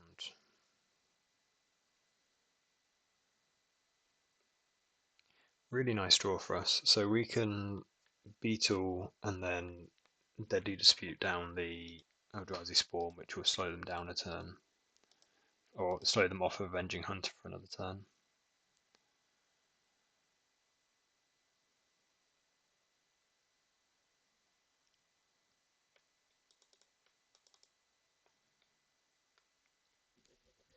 Yeah.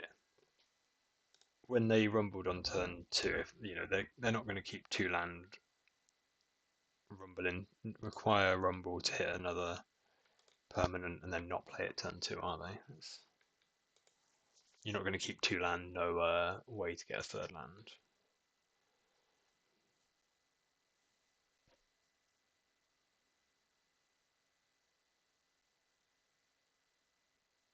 Yeah, so I was on a previous video, somebody was saying about the new, the new 5/4 that gets cheaper for cards in your graveyard.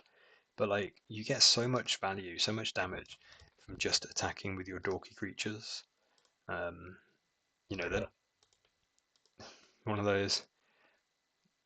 None of them are impressive, but just getting to start the game with your opponent at 16 already is, it matters. And then here, if they, depending on what they've got,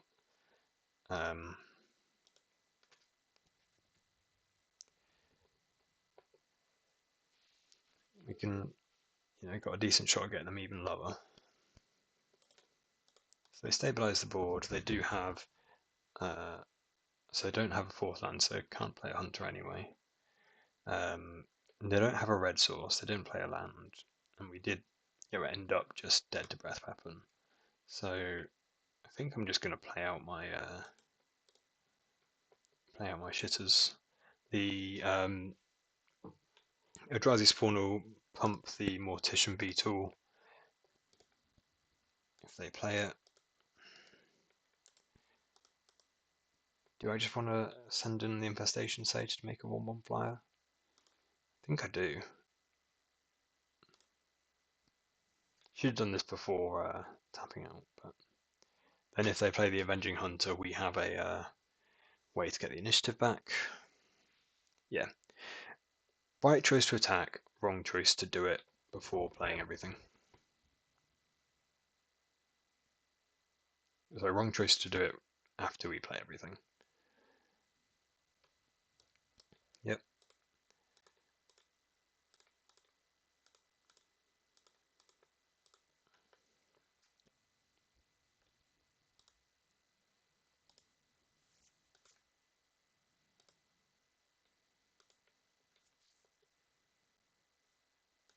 So if we draw like a carrion feeder, for example, we're laughing. So opponent is back. We don't get there. So we can attack. We can take the initiative away by attacking with our flyer. Pretty medium. Not gonna lie, I was hoping for more. Again, like any sack outlet would have been really good. Would have been kind of off to the races.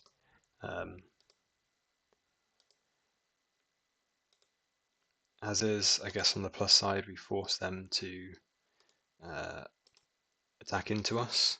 But on the downside, we can't really deal with the Avenging Hunter anyway. So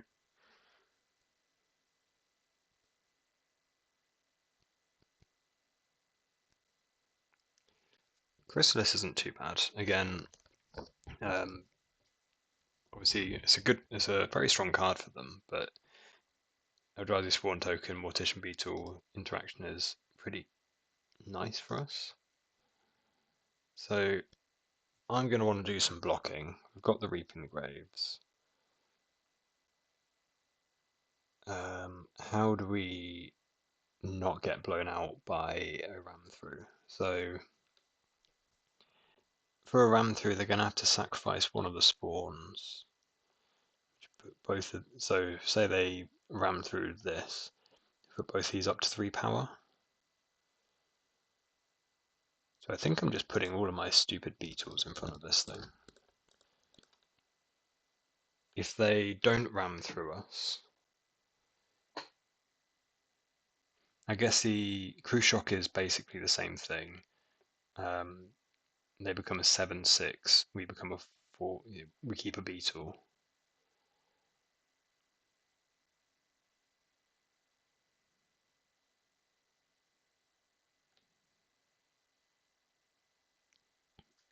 Yeah, I can't see a way that we lose all our beetles.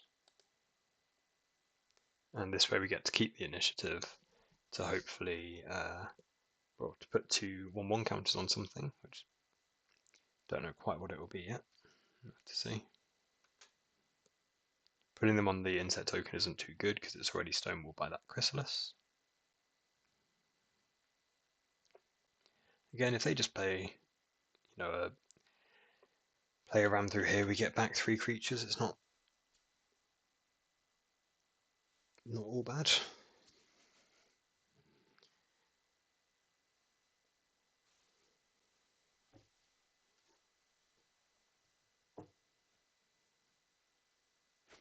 Interesting situation, like a funny block to just go, here's 3 beetles, do the math.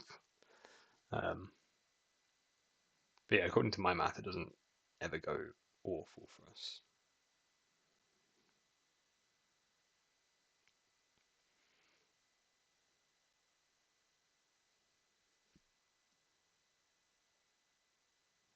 The worst case is the Crew Shock, because it's not a spell they cast, so we only get 2 creatures off our Reap in the Graves. And yeah, basically, based on this situation where um, we have 2 Reap in the Graves in hand and we don't want to fall behind on board, we're going to play Reap in the Graves this turn, for sure. Obviously, they synergize quite well where the first one gets back, say, 2 creatures, then you play 2, and then the second one gets, can use those creatures to storm again.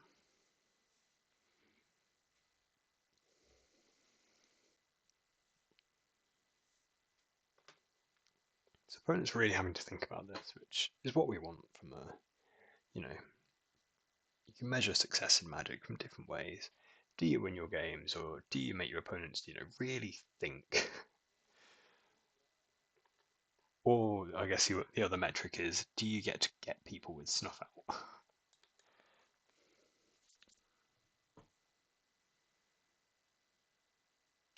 Yeah, it's another thing that has to be on their radar is like, if they sack one of these to pump this and we snuff out this anyway, that's just hilariously bad for them.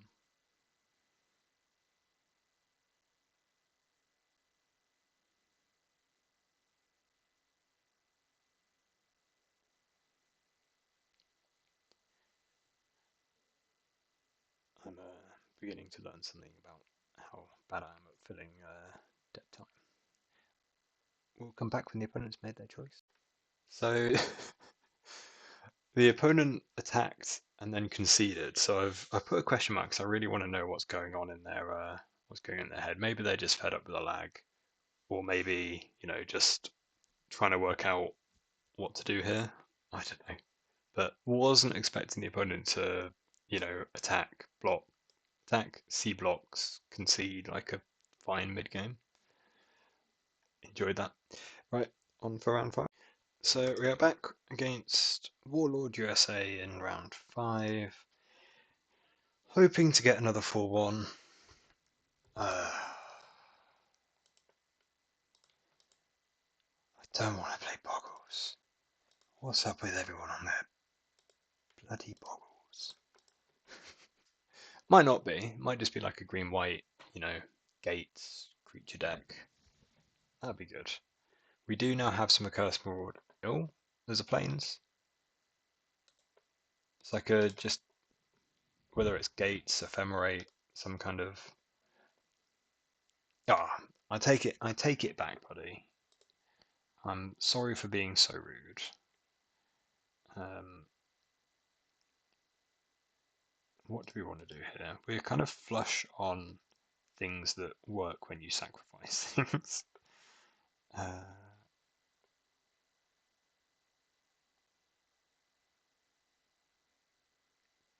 it's a choice between freeboot, so we can freeboot attack. If they block, we village rights, make a treasure, draw 2, or we can infiltrate. It's one of those, often almost the opponent making you use a sacrifice now is bad enough that attacking's, yeah. Yeah, attacking like almost doesn't work out. But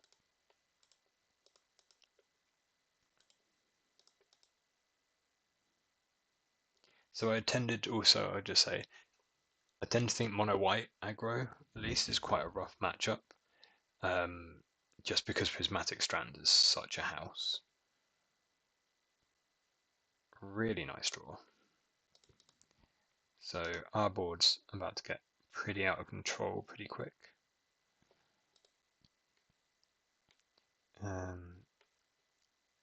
We can do this now. Means we're still not going to be attacking with our 2 beetles. But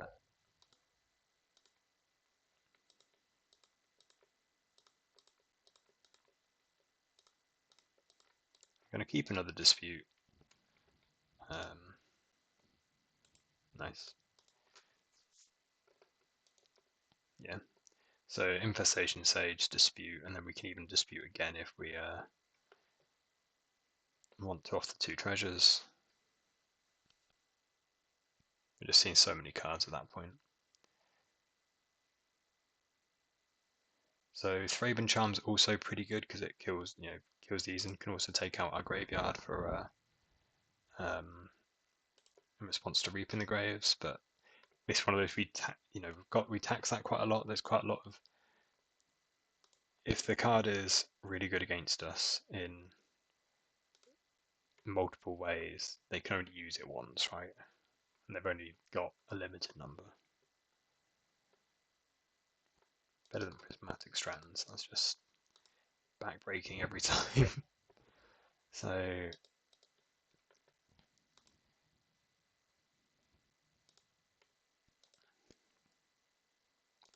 can play the other Sage. This means that by playing the Sage we can't hold up. We can't play our Reaping the Graves. This means that we can say they triple block. We can still Deadly Dispute again, and we make another flyer rather than losing our flyer. Just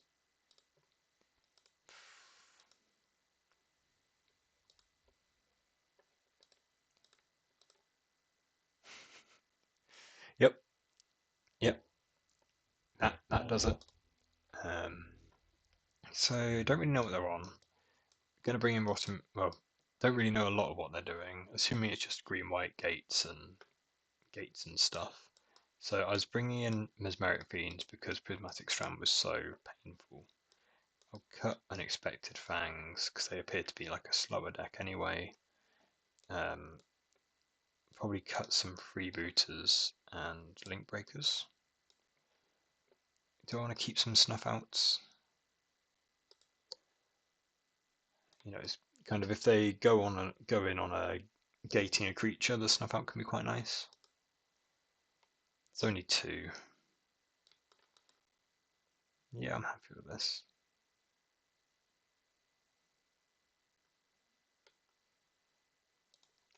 Yeah, I don't think I want Unexpected Fangs. We might change our mind as we kind of see more about what they're doing, but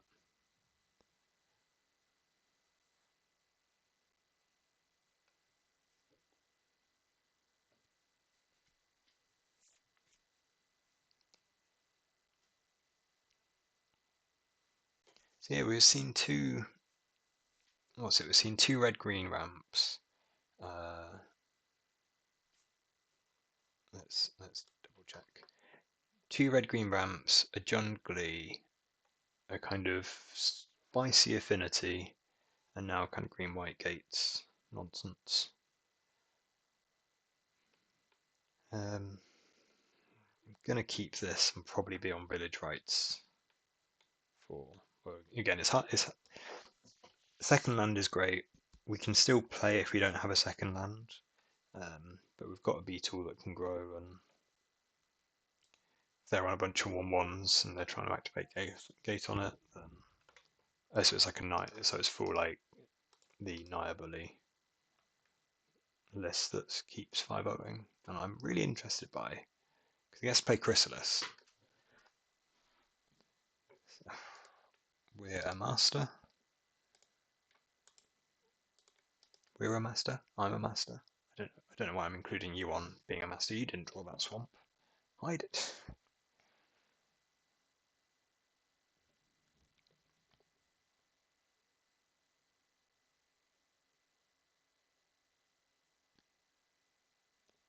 So rude.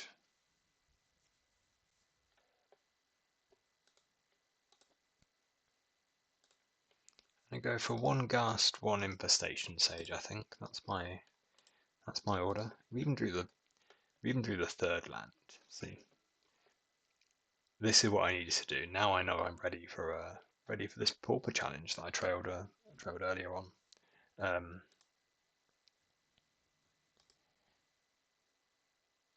would say I'm hoping to join that and run this back.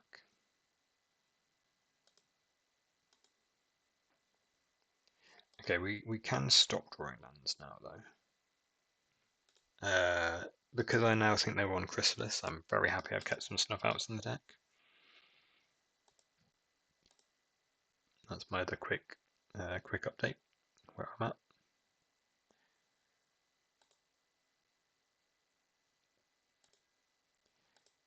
So, do I just want to village rights kill this now? I think I do. Like, I want to more because I want to village rights and draw two than any value on killing the companion. Ephemerate? Oh, I did not think about Ephemerate. That makes sense. Oh, right. But we drew a snuff out. It's not all bad. So let's play the Shambling Ghast. I think they're unlikely to have any way to get back the Ephemerate. I don't think they're likely going to be on the uh, Elementalist. If they are, we can bottom Union it. I think it's more likely there that Bottom Union wants to go after, clear up some cats.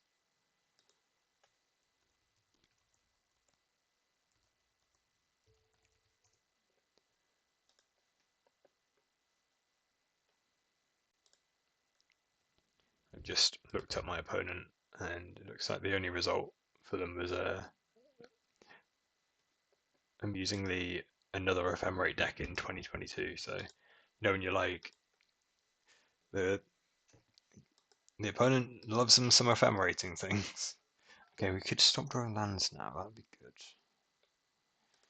Play the Vault so we've got more Deadly Dispute fodder. I think we're just staying back. I don't think chipping in for 1 damage is really going to make the difference at this point. Nice to see they don't have a gate. The gate and cat combo would be quite annoying at this point. We don't have a way to sacrifice the gas for value.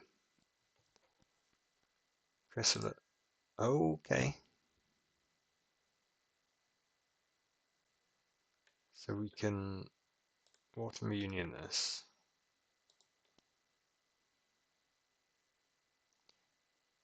In an ideal world, they ephemerate it to try and get it back, and we can blow that out as well. Okay. So, I'll definitely have more snuff outs if given the option. I'm going to block here and try and kill their Elementalist, that's for sure.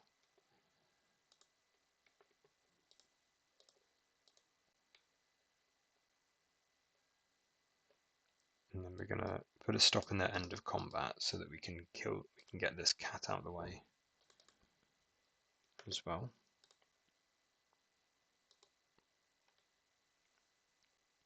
I don't know if that's intentional to clear the way for another Elementalist on the bolt, or just more cats. So keep playing the lands, because if we do eventually draw a like a Deadly Dispute or something, obviously it gives us having a lot of mana is very useful.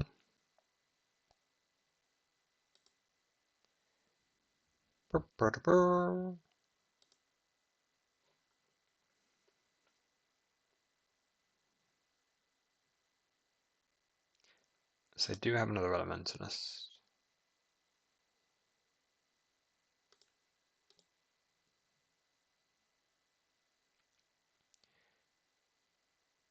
I think will I just kill a companion? I think so.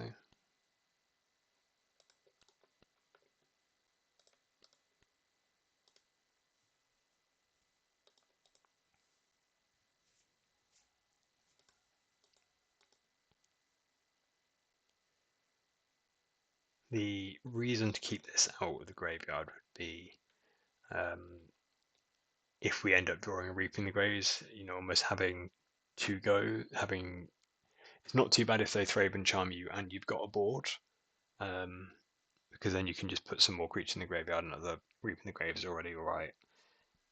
When you get when you get your graveyard exiled and you don't have anything going on, then that's, I guess it takes away the out of drawing another Reaping the Grave later.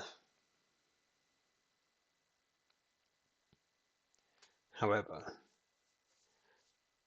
that's enough about the outs of Reaping the Graves. The true outs are always the Deadly Dispute. All good things start with Deadly Dispute.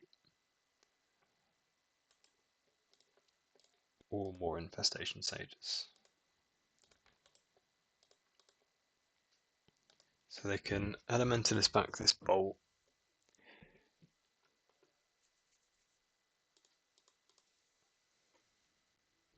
Oh, I forgot to attack for one in the air, but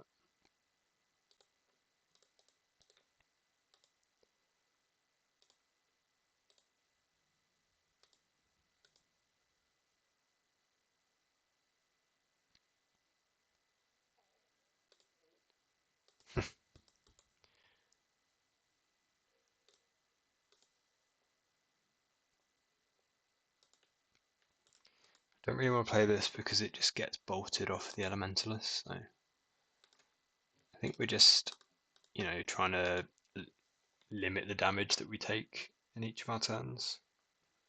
Just die slowly.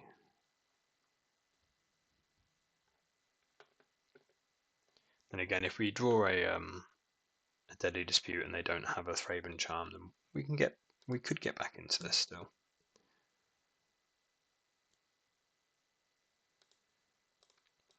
Just gonna block here. Do I want to block the cat as well? Not really. I'd rather have an untapped blocker. I'd rather have a creature that can block in play if they try and deploy a gate. So the Elementalist back their bolt.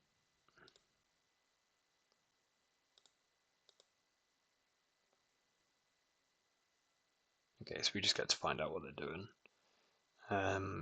I think this might be the kind of time has come and gone for turning around this game. Depends. I don't know. We'll give it one more turn.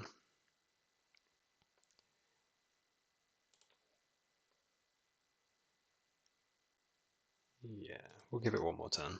If we draw a Deadly Dispute next turn, we can do the Deadly Dispute Mesmeric Fiend thing. Maybe there's a shot.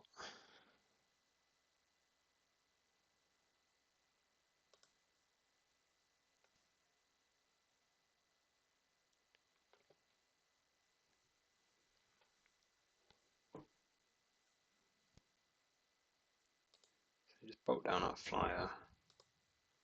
Attack for 5.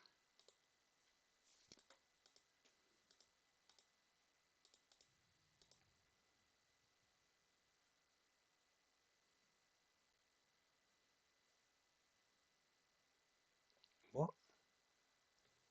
And then they just conceded. So I assume they had something else to do. We weren't ever going to win that game. I don't know about game 3, but okay. Bit of an anticlimax to the league, but focus back to 4-1. So we're putting our win ratio back up above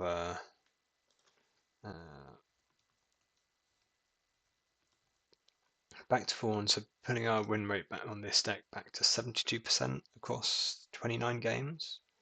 There's something real there. That's a decent enough sample size. And with that, I'll hope to chat to you next after Saturday.